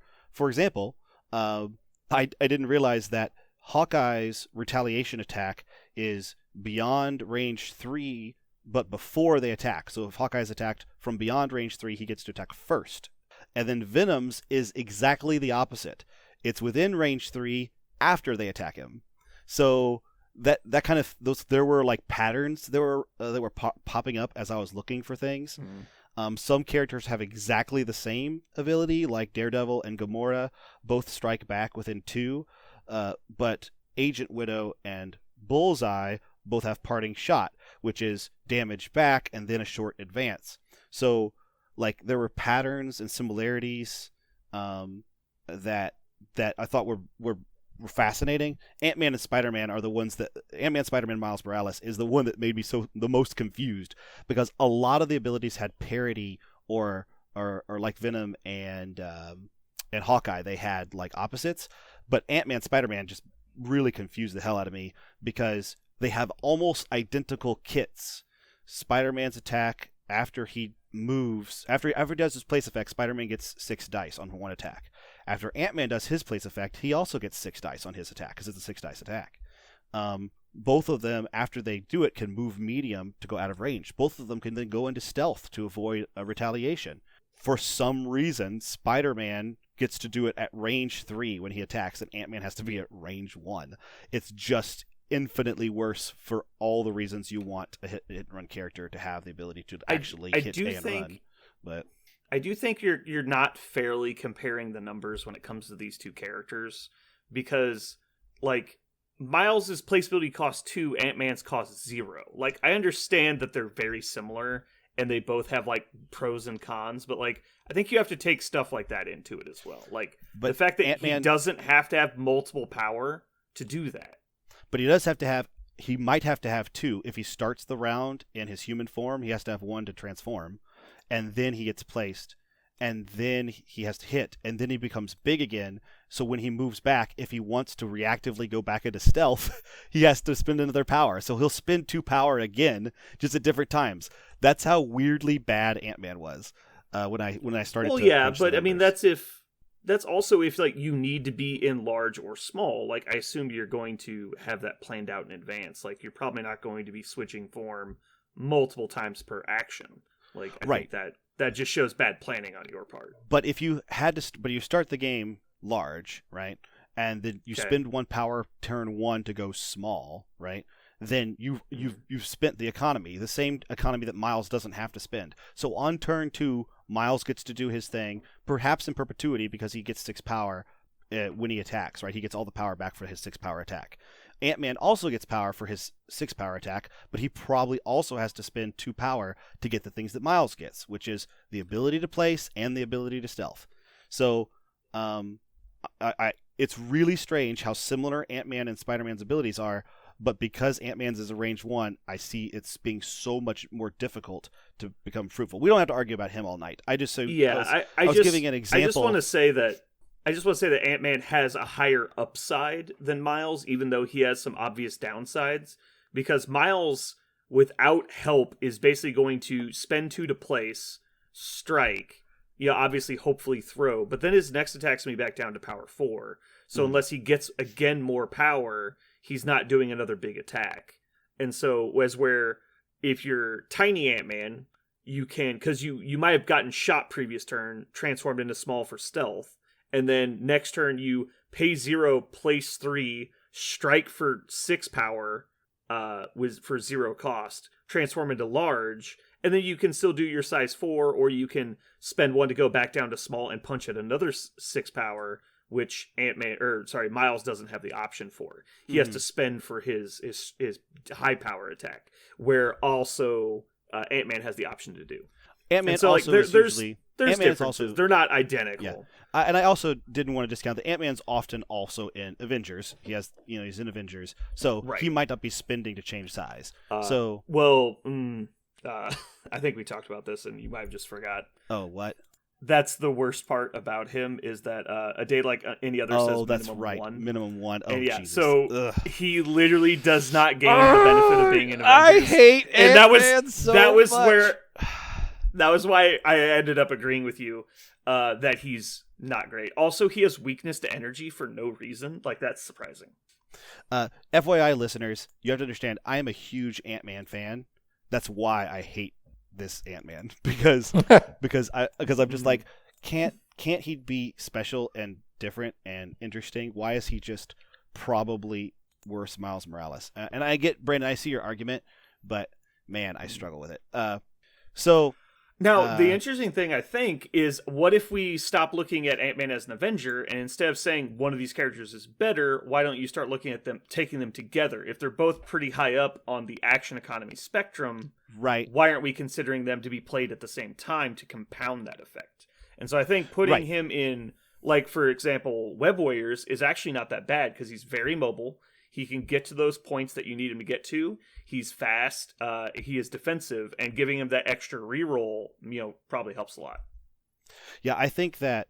I think if you wanted to make a really high mobility list, like a Ant-Man, Spider-Man, Ghost Spider, Hawkeye, like that as a starting, and then like if you wanted to do like Venom, for example, because he does have a throw, he has a pull, and he has a counterattack, like. that list in Web Warriors is going to be a lot of action economy. Like, it's so much action economy. Even though Ant-Man is perhaps a poor man's Miles Morales in terms of like all the things that Miles can do, I think let's be fair to Ant-Man, maybe, that I don't know if Ant-Man's so bad as it is that Miles Morales is so excellent, and he's such a standout, and he seems to stand out so hard. We've talked about him when we rated him. But I agree. I think you could, rather than saying, well, I want one model that's efficient in my list, well, then probably pick Spider-Man. But you're saying, I want my list to be all about this Moneyball concept. I want to just do lots of movement and what I want. Then go ahead and just add insult to injury. Play Ant-Man and Spider-Man and Ghost Spider and, Wasp and Bullseye and Hawkeye, and then, go to town. You'll get to do so many movement actions in addition to anything else you want to do. So yeah, anybody listening out there, if you haven't yet considered action economy, it's an interesting concept. The only characters I haven't talked about yet that have movement and action economy is Punisher gets to move small, Green Goblin gets to move medium for power. The Chargers that we haven't talked about are Valkyrie, and the Pouncers are actually Gamora and Black Panther. They both have pouncing, which actually makes, if you use pouncing as like an ability, that actually puts Gamora also on the list of counterattack characters because she has strike back within 2 and pounce. So hers are hers are kind of like Ghost Rider. They're a little bit more situational. Ghost Rider requires a lot of power, and he only gets power back. He doesn't actually attack back when his friends get attacked. But Gamora's strike back is conditional on a lot of things. Yes. So yeah. Gamora and Ghost Rider both make the crossover list. They are both kind of like counterattack characters and kind of like the movement characters, but both of their abilities are a little bit more situational, not as reliable. But they are technically on the list as well. But yeah, I think we talked about all of the counterattack characters at least once. All right. So yeah, I would like to break this down a little bit more. Maybe next time we will separate it into smaller chunks, and that way we're not hitting quite so many characters all at once. And we'll also sort them into more specific categories that are less vague. Yeah. So that's probably going to wrap up that segment for today. I think we do still have time for Comic Corner. And cool. So Parker, in 5 minutes or less, tell us about your stupid Cyclops comic. This is not a stupid Cyclops comic. This is actually brand new, fairly hot off the presses. I say brand new. I think it's 2020, maybe it's 2019 is when it got started. But Jonathan Hickman is one of my favorite writers. He actually has done a ton of stuff in the Marvel Universe. He did most of his work in the Fantastic Four, and he's actually the writer that got me to fall in love with the Fantastic Four. Jonathan Hickman his strength is sci-fi, hard sci-fi. If you're not familiar with sci-fi, hard sci-fi is when you're trying to really try to push the limits of what could happen in a science fiction based in what we can expect out of our actual reality. So it's not magic and wizards. It's really what would happen is what they're trying to imagineer. And Jonathan Hickman has just taken over all of the X-Men titles pretty much. He's not writing putting his hand on each individual one, but he's overseeing them all. And this new variety of X-Men started with the one I want to talk about today. It's called House of X and Powers of X. There are two series that he created kind of side by side, and you can get them now in a graphic novel called House of X, Powers of X. And it is one of the coolest versions of hard sci-fi that I've ever seen anyone attempt with a comic series.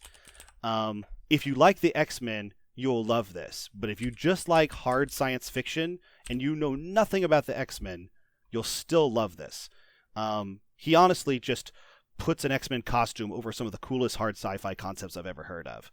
Basically, the story House of X, Powers of X follows the X-Men at year 1. So what Xavier was thinking about when he formed the X-Men. Year 10, which is like the current year, like right now, the present of the X-Men. Year 100, which is their war against the Sentinels, and then year 1000, which is the deep future of the X-Men and the war between humans and mutants and how it resolves. And he does that by introducing a brand new mutant into the world. I won't spoil it too much for you, but she's actually someone we've seen a lot, and as it turns out, she's a mutant, and her power is very interesting. And through her specific power set, we are allowed to view each of these timelines kind of concurrently, and he plays a really good job with in media res. Like, he's constantly bouncing back and forth between the different timelines as you learn more about how the story is unfolding. And long story short, what the X-Men find out is mutants always lose. They never win. It doesn't matter what they try. It doesn't matter what they do. Mutants will always lose. And you can read the story to find out why. And then what does Charles Xavier and Magneto, working together with this new mutant who identifies herself in this series, what do they do about it? When they find out that, as it turns out, mutants will always lose, so now what?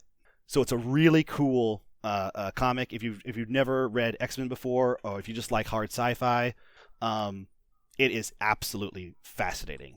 What he chooses to do with mutant powers, what he chooses to do with a human being's like natural response to being usurped and challenged evolutionarily, just super duper cool stuff. If you've never read an X-Men comic before, you'll love the hard sci-fi. If you love X-Men, you'll love somebody thinking, what would actually happen if every mutant actually got together, like got their shit together, and tried to actually deal with this problem? What would actually happen? Super cool stuff. Alrighty, so that's gonna wrap up Comic Corner. What if Magneto just wins, though? That's actually that's the premise. You would love. Hey, no spoilers. You would love Too many it. spoilers already. Jeremy, you would love one of my issues. I'll tell you about it sometimes. They invite Magneto to go to a diplomatic dinner, and he just talks to humans at a diplomatic dinner, and it is one of the coolest scenes I have ever read. Him just eating a steak, talking to humans about his plan, about how they're going to solve this problem, and he's just unabashedly honest, and it's wonderful. It's wonderful. So, when you can send metal into people's brains instantly, you probably have some confidence in your ability to speak and hold people's attention. Yeah. Yep. Oh, by the way, in the room is Charles Xavier and Apocalypse. Both of those people are also in the room. Well, yeah, I guess that. I guess Apocalypse would be there. I mean, he was. I can't imagine Apocalypse actually sitting through a diplomatic dinner. One of my favorite moments in it is when he comes in, one of the diplomats says, do we call you Mr. Insaba or Nerd? And he goes, you will call me Apocalypse. And he goes, okay.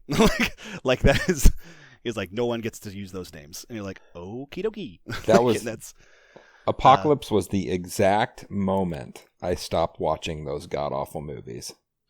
Yeah. Yeah, the Apocalypse movie was not great. Jesus. I was specifically offended when his powers were the exact opposite of his actual powers. I was like, why? Why would you change that? Like, you can't tell me that made any sense. Like, instead of having control over his own body, he has control over everything else. It's just like, what? Jeremy, it was if you don't like borderline Wolverine origins, like bad. It made no sense. In this Powers of X stuff, they don't go into deeply into his story. They just kind of tease it. Hickman does, but right now, Apocalypse basically has his own title right now, and it's not good guy Apocalypse. But the point is, as it turns out, since he's the first mutant and he had all this power, from eons ago, he has been fighting secret wars on behalf of mutants for eons that nobody has known about. But now that he's allied with the X-Men through the House of X, Powers of X story, he gets allied with them. Now that he's allied with them, now they're kind of privy to all this stuff he's been doing, and they're like, holy shit, like he's been fighting cosmic battles, and nobody knew about it, because he didn't want to, why bother anyone? I'll just do it myself. I'm the fittest. I'll just go save everything. And so... Pretty sure he had, selfish reasons for doing that, since, he's a mutant. Yes. Yeah, he is a mutant, and it's not like he was trying to save everyone. But as it turns, right now. I'm really excited to get the graphic novel. It's just now being printed. so the Four Horsemen, right, are a very common thing of his thing. As it turns out, there were an original four, like the very first four he ever made were by far and away the strongest. And the reason why he's had to try to replace them over and over again is he sent them off by themselves to another dimension to basically stop a god. And that's what they've been doing for thousands of years, is the four of them have been holding back a god. And apparently in the current issues, they're struggling, and so he has to go help them, and he brings X-Men with them to go solve the problem. And I'm really pumped to see what the original Horsemen were like. They made Apocalypse super cool in this House of X, Powers of X stuff. It's just so tight. I wonder if we're gonna get Apocalypse in the game eventually. I would be amazed if we did not. I would be amazed. Really? I didn't know if he would be one of those, like, it'd just be hard to do. Like, I don't know how they would represent his character. It'd be odd. Well, because he's very powerful, but he's very niche. I was saying, it's kind of like, how could you put Xavier in the game? Like, he can't just be Super MODOK, right? Which is why I was actually really happy when we saw the To Me My X-Men card. I was like, that's exactly how you add Xavier to this game, like through tactics cards and not through like actual model. Like, right. I don't think it does the game any favors by introducing that mechanic to the game. Well, Apocalypse's power set is not like that much crazier than like Ultron's or definitely not right. The same it's definitely as, like, Thanos. It's definitely easier than Xavier, but it's still like does he just heal to full every turn? Like, what happens? Like, it's just odd. Yeah, I think Apocalypse he'd obviously have DR for the special armor and he'd be a bruiser type probably. He'd probably be, and they might not do it just because he might occupy the same kind of game space as Thanos. I feel like he'd be almost exactly the same character as Thanos, just without the gems. He has the celestial armor. Yeah, so it's whether or not they want to make identical characters in different factions. That's like something they're interested in doing, because I feel like he is X-Men Thanos is functionally what he is.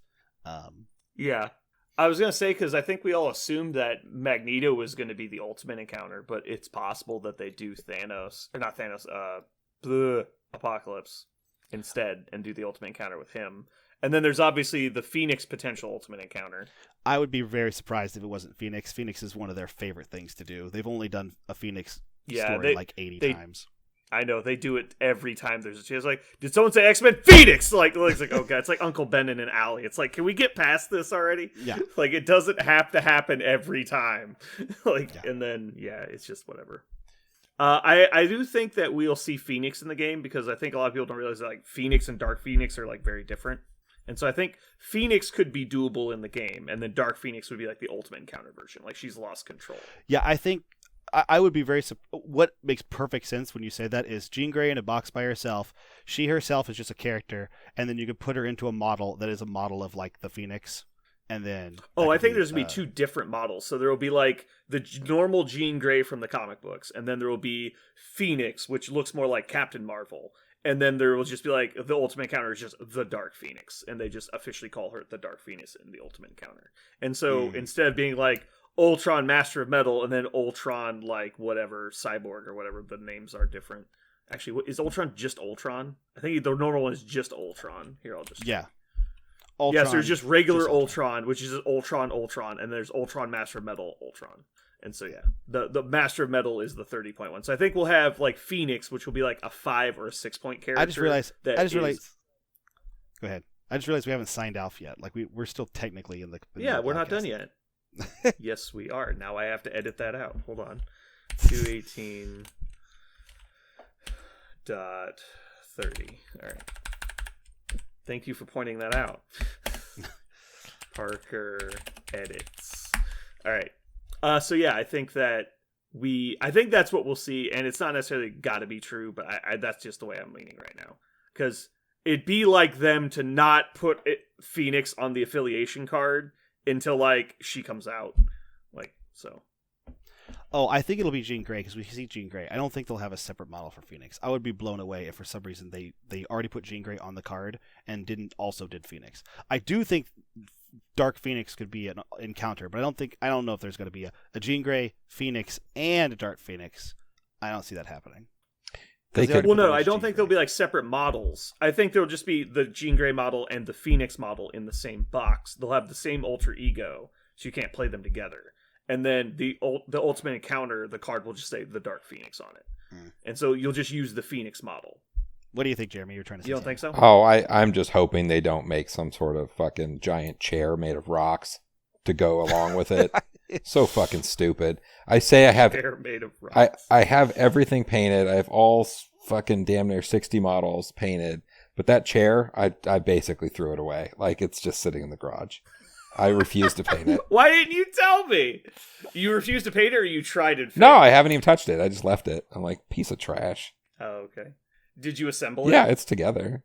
Oh, okay. I'm surprised because that was the first thing I had to use instructions on. There's so many fucking rocks, and they go in weird. Oh, they places. are. I missed a Like, couple like, parts. I had to break it This apart. could go any direction. I'm just like rotating it repeatedly. Like, I don't even know what direction this faces. Yeah, it's real weird. So I was surprised. That was the first thing I had to use instructions on.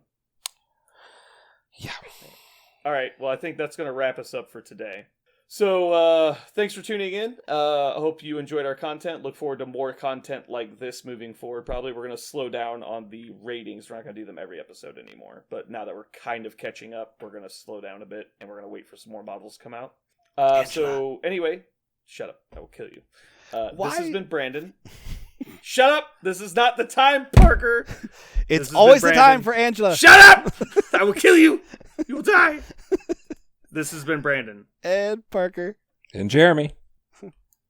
And this has been Days of Future Podcasts.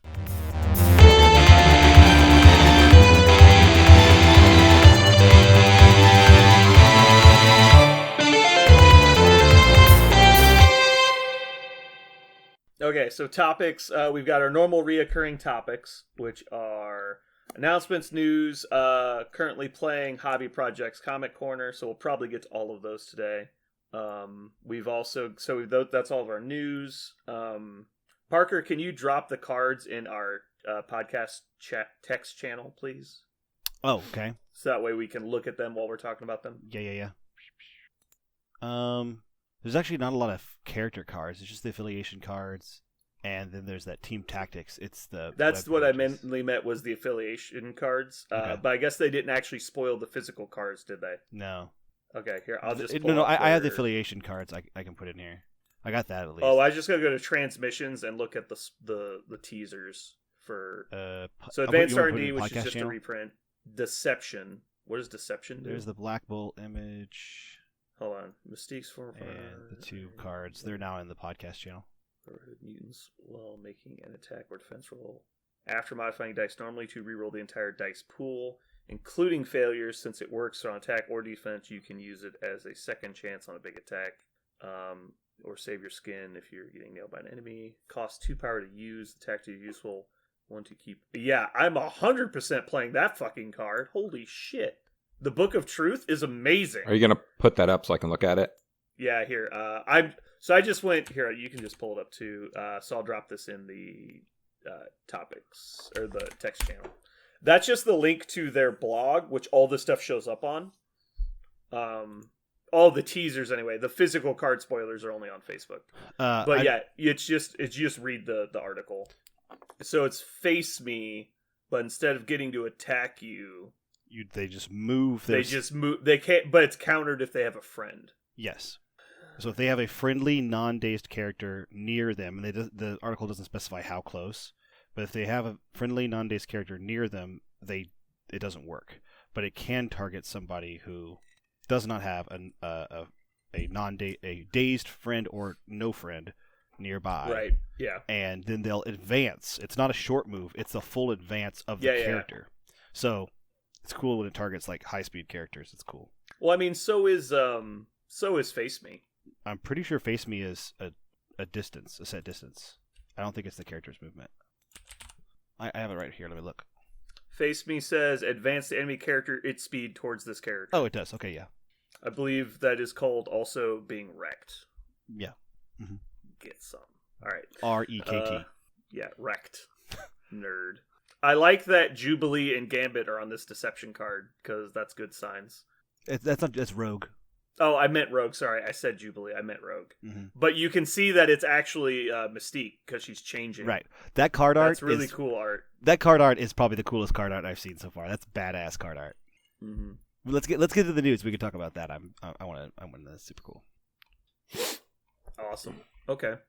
Yeah, they're definitely getting into the reprints, and I think part of it is because I guess I'll talk about that later. Yeah. News. So I'll just put reprints. And I did put Advanced R&D is reprinted. I put that in there. Well, I have something to say about the reprints when we get there. Got I'll it. say that in the episode meat in the nice meaty goodness. In the tenders, if you will.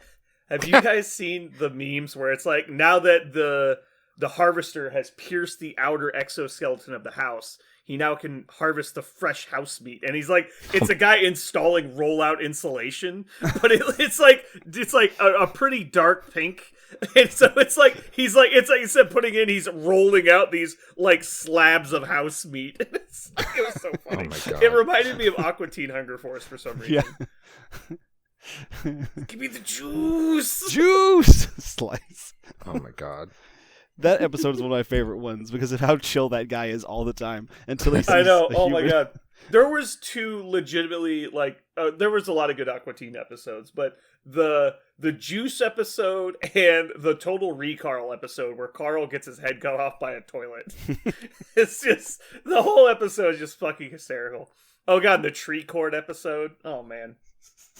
Imagine not having that growing up. Imagine we could have been normal people. Mm-mm. Oh man. Dude, Happy Time Harry was one of the funniest things I ever saw in my entire life. Oh my God. I need pills, man. I need pills. I've got all these bills. I've got action bills. It's a documentary filmed in real time. So insane. I finally got my roommate Brian to start watching Always Sunny today. There you go. We were watching election coverage and it hit a lull, and I was like, fuck this, go to Hulu. We're gonna watch Always Sunny. And we watched like the first 5 episodes of Always Sunny.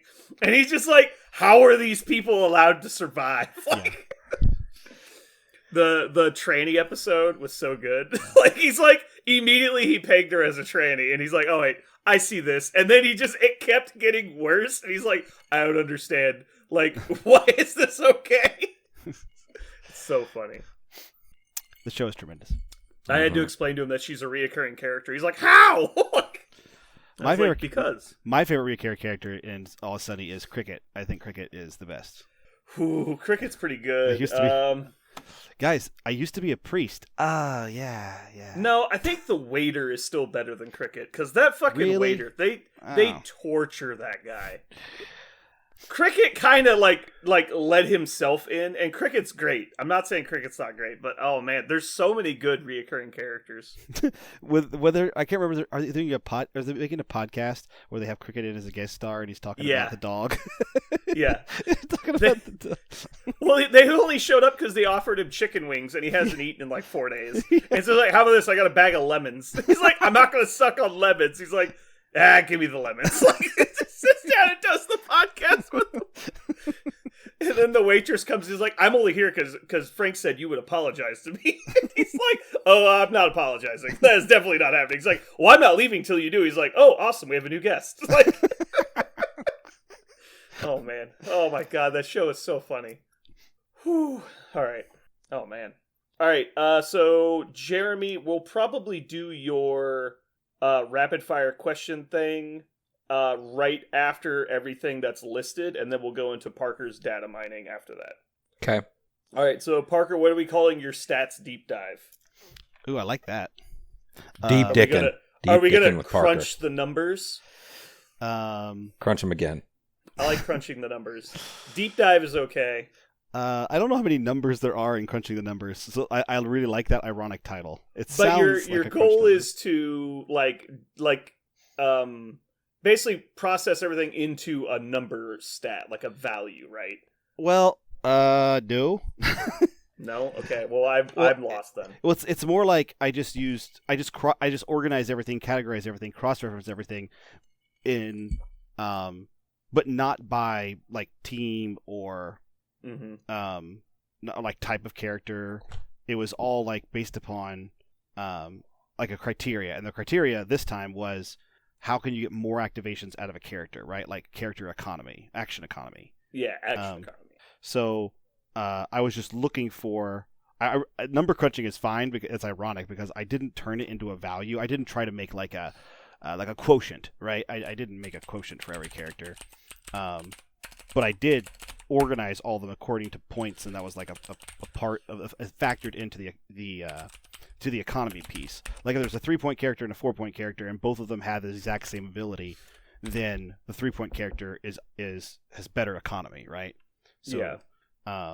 So I guess that is a kind of number crunching, but I didn't assign each of them like a coefficient of excellence or something like that. I didn't give them a rating. I wonder if you could actually like write a formula for like assign a value to the quality of the action, and then write a formula based on the point cost of the model, the power cost of the power, the effectiveness of the ability, and stuff like that, and come up with like a value on like a 1 to 10 scale. I wonder if we could do something like that. You probably could. What I've done here is because the pools of characters are just not that big, I didn't need to do that, right? Like it's clear that Ant-Man and Spider-Man have almost exactly the same abilities. They're both 3 points, but Ant-Man's is just worse on this one metric. Therefore, Spider-Man is stronger, right? So there's just the pool wasn't that big once I start cross-referencing them. If I was doing this like, RBIs in the MLB, I'd be like, well, shit, I need to actually create quotients for everything because the difference might be 1,000th of a percentage point, right? Yeah. So I'm also curious, like as a name for this segment, if we could do like a Moneyball work in here, where it's like I'm not trying to buy characters, I'm trying to buy actions. Right. Yeah. And Snap. What do they get? They get bases. They get you want actions. me to talk? When I point at you, I want you to talk. Yeah. Yeah. I just watched that movie again the other day. It's back on Netflix. I like that movie a lot. It is. It's a great movie. It's very underrated. Yeah. It's very well acted. Instead of they get on base, it's they get actions. Like that's What do? They take action. No, I mean, you could actually break it down like that. Like, if you pay for a move, it's worth 5 points, but every power you spend on it is subtract 1. You could land on numbers for sure. Yeah. Yeah, and I think that coming up with the value of attacks versus moves versus counterattack type effects that like non-attack damaging abilities like Counter-Strike, stuff like that, and the effectiveness, like basically rate them all on a 1 to 10 scale, and then have a modifier. We could get into the hard numbers later, but for example, like rate them all on a 1 to 10, that's the point value of each ability, and then have a point modifier based on if it's an attack action, a defense action, a move action, a counterattack action, based on how powerful we think each individual ability would be, and then also modify it by a formula with its point cost or its power cost of the ability, and then it's the point cost of the model, and then stuff like that, like how likely the character is to actually get to use the ability. So how about like instead of Moneyball, it'd be like I guess it'd be like threat dice, right? it's you're paying it's cost threat. Isn't that the metric they use, threat, right? I mean that's the point cost. Yeah, point cost is threat. Yeah. So, or you call it point ball, or most people don't call it threat, but like threat. The point is, for every point of threat you spend, you're getting this out of it, right? So if you're playing for pure efficiency, and that's what the point of it was, right? Economy and we call it dollar time. Dollar time wouldn't make any sense. Why? Because it's actions, so it's like economy of actions, and so you're basically buying time. Okay. I thought you were trying to say we could do this more than once with like a different metric instead of action economy. It could be another kind of thing. Oh no, I think. Well, yeah, we could do it in different ways, like defensive abilities. But yeah, like the concept is Moneyball. It's like if we throw aesthetics out the window, and we throw attachment and feelings out the window, what is the best option? Right. And so basically come up with an algorithm that would tell us that. And then the best way to test the algorithm is use the eye test, is go, what's the highest rated model on the curve? And what's the lowest rated model on the curve? Look at those models and go, yeah, these aren't the worst by far. Like this formula doesn't work. We need to tweak it. Like that's how you test it. So, but yeah, I was just thinking of a name for like the segment. And so like, but yeah, I think you either just call it Moneyball or Crunch the Numbers, and I think Crunch the Numbers is fine. I like Crunch the Numbers. Not Numbers. everyone will get the Moneyball reference, so right. So what about the Bugle Bulletin only headlines for the thing I'm doing? Yeah, I like it. I want to call it I Want Spider-Man. Well, I keep wanting to call it Peter Tingle. You're Peter Tingle. The Peter Tingle. I'm not against Peter Tingle. Spider. Although in the movie when they called it Peter Tingle, I was offended. I was Yeah, like, oh, yeah. it's fucking Spider Sense. Yeah. I hate you people. I was really mad. I don't know why. I know. actually like Not that. watching the movie, I think it's funny. But I watching the actually- movie, I hate it. I actually really like Spider Sense is the name of that segment because the point is it's just supposed to be like your gut feeling, right? Like think fast, just do it. Oh, like, yeah, I do like that. I like that. Spider senses. Let's call it that. I don't know if I like Spider Senses. No? I'm not. Oh, I'm not heavily against. I think Peter Tingle was better. as a gag, we can call it either. Let's do it. Peter Tingle. We could call it like Cerebro or something because you're like probing people's thoughts. It's lighter than that. That's pretty heavy. Okay. That sounds heavy. Yeah, Let's call it Peter Tingle for now. I like that. yeah. Peter Tingle. Okay. Okay. So there's gonna be a reoccurring segment. By the way, Peter Tingle sounds like we're about to get in trouble. It sounds like we're the Catholic Church a little bit. Oh. Not Peter Tickle. Tingle. I mean, if it I'm was just pretty you sure- asking Parker, we could do the Parker Tingle, and then it's totally separate. Yeah. How could they Um, possibly confuse those? I think so. It'll be headline Peter Tingle. Okay, got it. That way, at least it kind of wraps itself into something that's not completely pornographic. Parker, do you read Spider-Man? Does the Daily Bugle not have like their like power pieces like called anything, like their headlines or like? Yeah, Ben Urich, he's like the main writer that becomes a character in a lot of things. His is called, oh shit, it's just a little bit far away. Oh, the name of the crud. His like segment on there is famous because What's the guy's name? I have it here. Just got to give me a second. Reach. He just said it. Ben Urich, Frontline, I think is the name of his. Frontline. I'm pretty sure that's the name of his column. Let me double check. Ben Urich. Yeah, Urich. Ben Urich Marvel. Fan Oh Wiki. no, I It's a was New wrong. York Bulletin who specialized in writing exposes on criminal empire in Hell's Kitchen. Yeah, he was big. He got introduced, I think, in Daredevil first, but he was also a character in Spider-Man issues and stuff. Yeah. He covered Wilson Fisk and broke him. Like, he broke the Wilson Fisk thing. Was actually a bad guy. Yeah. And I just realized, I think Frontlines is a paper, like an online paper he does later after, like, the Bugle. He leaves the Bugle or something, so... How about On the Front Lines? Yeah, I mean, there's been a series. Jeremy? I'm sitting here. I don't know. I'm thinking more along the lines of the Bugle and then only facts, because these are not facts at all. Okay. So like just the facts Yeah. of the Daily Bugle. Yeah. And these aren't facts at all, obviously. So it makes it kind of... And the Bugle's obvious. We're not trying to play any sort of silliness. Yeah, the front line. I'm just is going to call it usually- the Daily Bugle, Uh-huh. and then if we come up with a more specific name, we can change it later. Okay. How the fuck do you spell bugle? Oh, I put the G after the L. Okay. All right, we'll just call it the Daily Bugle, and even though it's weekly. Mm-hmm. Got it. Okay.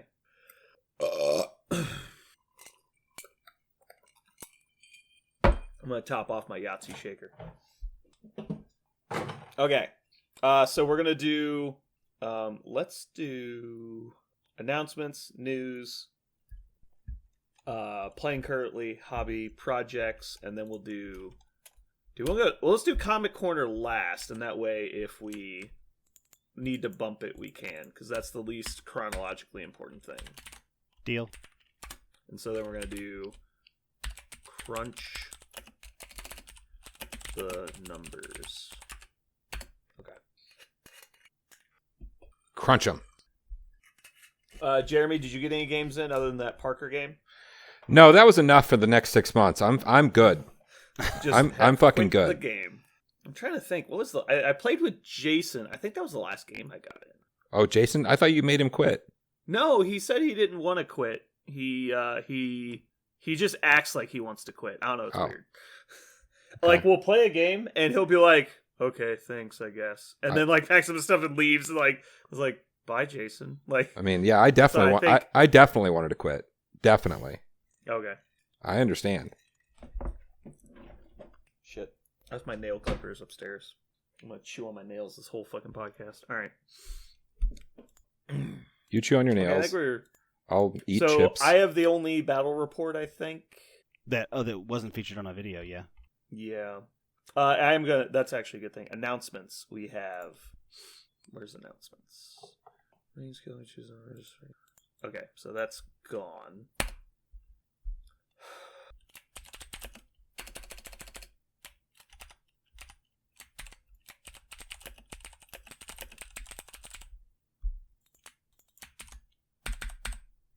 We gotta get these in chronological order. I don't know why this is all out of order. Alright, cool. So we have that. Do any of you guys think I talk too much on the episodes? Or you guys happy with the amount everyone talks? Does anybody want to talk more or talk less? I'm fine. You guys, I mean, someone has to lead and kind of like haul us around. That's my opinion. And I mean, Parker's definitely speaking as much as he should. And then I come in as you guys want or need or whatever. It doesn't hurt my feelings. That's fine. Okay. Yeah. All good.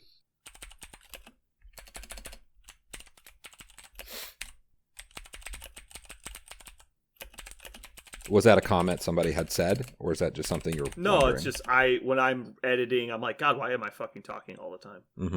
Mm-hmm. So I think that Parker talks way too long when he does talk, but he doesn't talk often enough. And so if I had a critique for Parker, I would say you're a little long-winded when you're speaking, because I think everyone wants to be very concise, or not concise, but informative when they speak. And so I think Parker runs a little long, but he doesn't talk enough. It's not like you're talking too much.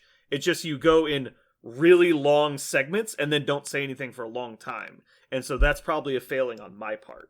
And so I feel like I try to interrupt him a lot, not because I want him to stop talking, but because I want to reply to something he said 20 seconds ago that we're passing by now. Mm-hmm. And so I would say make lots of quick, short points, not like extremely short, but like, make one point at a time and give people a chance to respond. Then we'll move on to the next point. I know sometimes you've got a lot of thoughts in your head. You're trying to get them all out. So I'm sure I do the exact same thing. I think you both do, because I catch myself a lot of times because my memory, the way my brain works, is I'll have a thought and then you guys will keep talking and then that thought will be gone because it was so long ago. And I don't want to interrupt because that's totally shitty on the podcast. That sucks. So just kind of hang out. But yeah, a lot. I think both you guys could break it up a little bit better. Deal. Yeah. I'll make an effort to give more opportunities for you guys to speak in between my long rants. Do we want to try doing video for this episode? So we can see each other and we can do like a visual cue if you want to interrupt? Doesn't matter to me. I don't care. The only thing is, the last time we did that, I had some cutting out. Like, I couldn't hear you guys all the time. But I hit video and you literally immediately cut out. Oh. Really? I turned on my camera. I mean, it's whatever. It could have just been random, but I'm going to turn on my video. We can give it a try, and then we can stop if we find an issue with it. Let me see mine here. And we can go in. I think you can go into settings and turn your quality way down. Video and audio. I think we're ready to start. Does anybody have anything before we start? Parker, you're good with Comic Corner? so good. Oh my God, he's So so good. excited. Better not be Cyclops. If Smells it's great. Cyclops, I'm gonna be so mad. Hey, look! It's Oh, definitely look! Cyclops. I'm sorry. He's right there. He's a little bit. Son of a bitch. Don't worry. He's not the main character. This is an You X-Men fucking comic, so he's whore. probably in it. Yeah. Mm. He's standing right behind Wolverine in every X-Men comic. Actually, he's standing behind Jean on this one. So Oh, okay. yeah.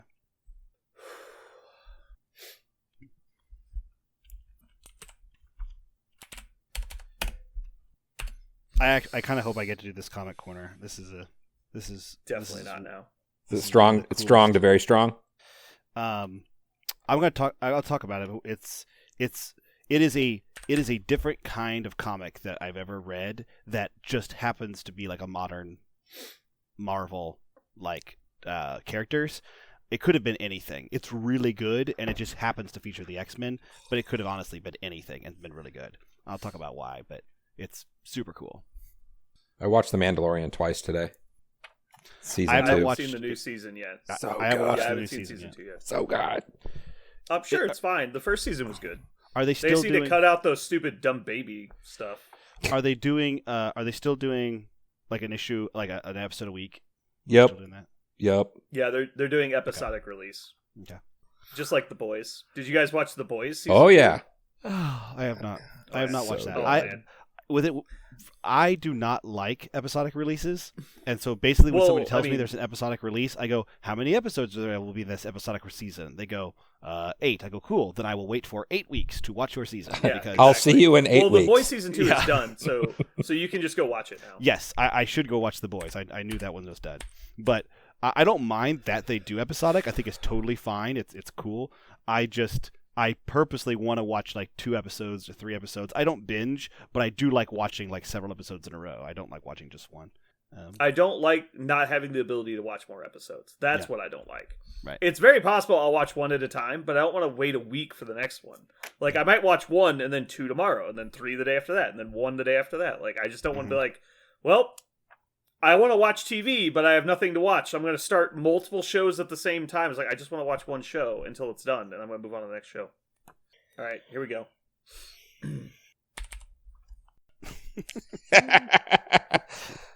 Not PB and J. No. We did get compliments on Fleet. That was a PB&J, good one. though. I love that no one saw it coming. That's my absolute favorite. It's just the fucking blind side. All right. If I knew it was going to be the 3 of us for sure, like when we ever started, I probably would have named the podcast PB&J. Oh my god! And it would just been funny. Don't forget to clap. We have to clap now. Well, we do that at the end. Okay. Like right before we stop recording. Okay. Are we? We want the claps as far apart as possible. Okay. I just didn't want you to forget. That's true. Well, no, I'll just know how to sync it up because Parker will be talking every time I'm trying to sign off. That's how I'll sync it up. Fucking idiot. Oh my god. Whatever. Oh boy. All right. Well, that wasn't bad. I am really excited that we can break those up into different categories and do like efficiency rating of all the different powers. Mm-hmm. And I'm also curious to see how, because obviously we have a lot of similar abilities that are slightly different, like the damage reduction abilities. There's invulnerability, there's a nerd to pain, and then there's the Thanos one. And those are basically the 3. I like the idea of And so over the course of a game. I love how you broke it down to like, oh, I can do 12 attacks or 24. What? Like, who has the most potential for the most number of dice at the end of a game? Like, that's just interesting. like the most potential dice rolled during a game. Yeah, like Daredevil, like attacking everybody so many times. Someone said Daredevil rolled like 30 hits in one of their games. I'm like, what? Like, I haven't really paid attention. They to were Daredevil, surrounded but that's because he attacks everybody. Let's see. Is it the Deliverance AoE 2? This attack adds 2 dice to each of its attack rolls for each non-dazed enemy within 2. And he probably had hammers. Shows an attack. Okay, so if you have 4 people around him, he rolls plus 8 dice, so it's 10 dice, and then you attack all 4 of them. Mm-hmm. I guess. Like, what was your opponent doing during this time period? Apparently clustering up, letting Daredevil fuck them. Yeah. I wish Alright, there was some I'm going to way. activate Red Skull. He's going to move here and then place MODOK right next to him. Your turn. Like, what are you doing? I think if you were trying to bomb people like that and that's what you wanted, then you'd have to like put some more like controlling kind of effects in your list. But I mean, I guess you could try that if you wanted to really hard. It seems like a Rube Goldberg machine for one attack. Doctor but- Strange could be I'm interesting. going to put Daredevil. I'm going to put Daredevil in my Black Order list. I'm just going to Oh, use God. Mind Stone and Space Stone stack. Cosmic Portal, Space Stone, Mind Stone. Just put everyone on top of each other. Now- It's like my only 2 characters are Daredevil and Thanos. And like it's like, all right, you're done. I've passed. Like, let me just pile all your guys together and just like nuke them. Like, what are you doing?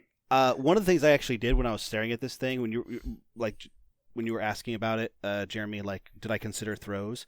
Is I started down the path of every power that does a thing, and I realized that was like impossible because there were so many fucking powers that cost 2 Yeah. to do something random. Mm-hmm. And I was like, I'm going to pick something that specifically does one of the 2 actions, right? It moves or attacks. It does that. So that's why I focused on that. although the throwing one is there's an argument for the throwing one because it creates damage, but I didn't do it because, like I said, as long as you can throw a dude. If you can throw a dude, that works exactly the same, and it's even better than an attack in a lot of cases. Well, that's not hard. Yeah. Let me make a list. Throwing a dude is also guaranteed damage. That's what I'm which a lot saying. of people Yeah. don't, I think, respect. So I think you're both very right, Jeremy. It needs to be counted in because those attacks are very effective. But Parker, they're not the same. So I think that's why we need the different categories. Because obviously they have immense value, and there's a lot of similar yet very different effects that do the things. So I think splitting them up into different categories, like throw powers, like placement powers, enemy placement powers maybe, and then like all kinds of like the ability to move enemy characters with advances, or places, like all kinds of stuff. And so I think we should start researching, like basically like start going through character by character down the alphabetical list, and like every time you hit a power that doesn't easily fit into the categories we already have, make a new category, and we'll just start sorting them that way. Well, that's what Parker? I did. That's what I did with the counterattack characters. Like I have a category that says it rolls dice back at you. One that's called parting shot. One that strike back within 2. One strike another target. One beyond range 3 but before. One within range 3 and after. One on dazed. Like I did all that for the counterattacking one. Yeah, I think so. Like retaliation could be a category that works fine. Like that's a perfectly acceptable category. But like obviously, like throws don't fit in there. Like the ability to move enemy models doesn't really fit in there. So I'm just saying we need to split them up. I think the categories you picked are probably fine, but I think the ability to gain a move action and the ability to place should not be the same thing. Like those are different. Like they're different enough because the range bands are different. Mm-hmm. That's true. Like the ability to place at range 3 is better than almost anyone taking an advance. And also you get to ignore terrain while you're doing that. You get to like do that while slowed. Like there's all kinds of stuff you get to do while in different situations. It's funny. It just so happens that but there are funny characters that that fuck with that formula, because Ghost Spider and Wasp both get to move long after they attack, and they both have functionally ignore terrain. So that's another one of those like, is that better or worse than move? It's not place, right? So they can be a different category. It's not place. It's not place. It also but it's still might not kooky. trigger defensive powers that trigger off of advancing. Like, because we have a precedent with like the what's it called? Booby traps triggering when people move too close to somebody. And so there's stuff like that can start happening as well. And so I think it's important to understand the difference between placing and advancing. And because, like, you can get slowed. And if you take an advance while you're slowed, you move short. Like, that doesn't work when you get placed. Like, it doesn't matter. Like, even though, like, Ghost Widow or Ghost Spider has Wallcrawler, her getting the slow effect on her doesn't allow her to move long. So, being able to place range 3 like Miles in that situation would be better. And so I think it's important to at least differentiate those. Also, like, it might say, like, I can do a move, attack, move, right? Well, what if you're staggered? Well, then you can't move, attack, move because you don't have 2 actions. You now are going to move. So her entire attack thing that makes her super mobile is completely locked down if she gets staggered. Not so if she can just pay to place. Yeah, I didn't make that delineation, but I did delineate like pouncers and chargers and those. Yeah. I did do some of that sorting, just not everything was sorted. Yeah, obviously Ghost Spider is one of the exceptions on moving, because not only does she move long, but she has Wallcrawler, which are basically the 2 important things about placing that you care about, because it's generally longer. So does Wasp does right, because she has flight. Yeah. Right, but we're just talking about very niche situations, right? Mm-hmm. And like Hawkeye actually wants to be placed behind terrain, and so the ability for him to jump over terrain is much better for him because he can get behind or over terrain quicker and then shoot from behind terrain, or trick shot people from like behind terrain. See, I learn all kind of shit when I do this kind of analysis too. I didn't know that Captain Marvel, because you start reading the actual wording and not the intent behind it. Yeah. I didn't realize Captain Marvel can throw characters. She has the same she has the same throw that Dwarf has, just one size less, size 3 instead of size 4. Right. There's someone else that throws size 3. I can't remember. But yeah, there's basically the gold standard of throwing is like Strongest Avenger or Strongest One There Is, where you throw a size 4 thing within 2 medium. That's like the gold standard of throwing. but there's a couple that are slightly better because they throw long, but they can only throw terrain. And so there's like that caveat. And so there's actually a lot of different variations of the throws because there's the range of the throw distance, and then the size of the thing you can throw, and then what you can throw, and then the power cost. Like, I don't know that there's actually an identical throw hardly at all in the game. There's very few that are actually identical. And so I think there's a lot of room for rating in that category. And I doubt we'll go through and like talk about each one individually. We'll probably just come up with the list and just read it and be like, okay, we're done, move on. And then maybe like put it on our website or something. Speaking of, Parker, can you you obviously have this list somewhere. Can you send it to me or make up a draft post on our Facebook page? I can make you an admin. Yeah, I am yeah, okay. Are you guys both following the Infamous page? I believe so. I am.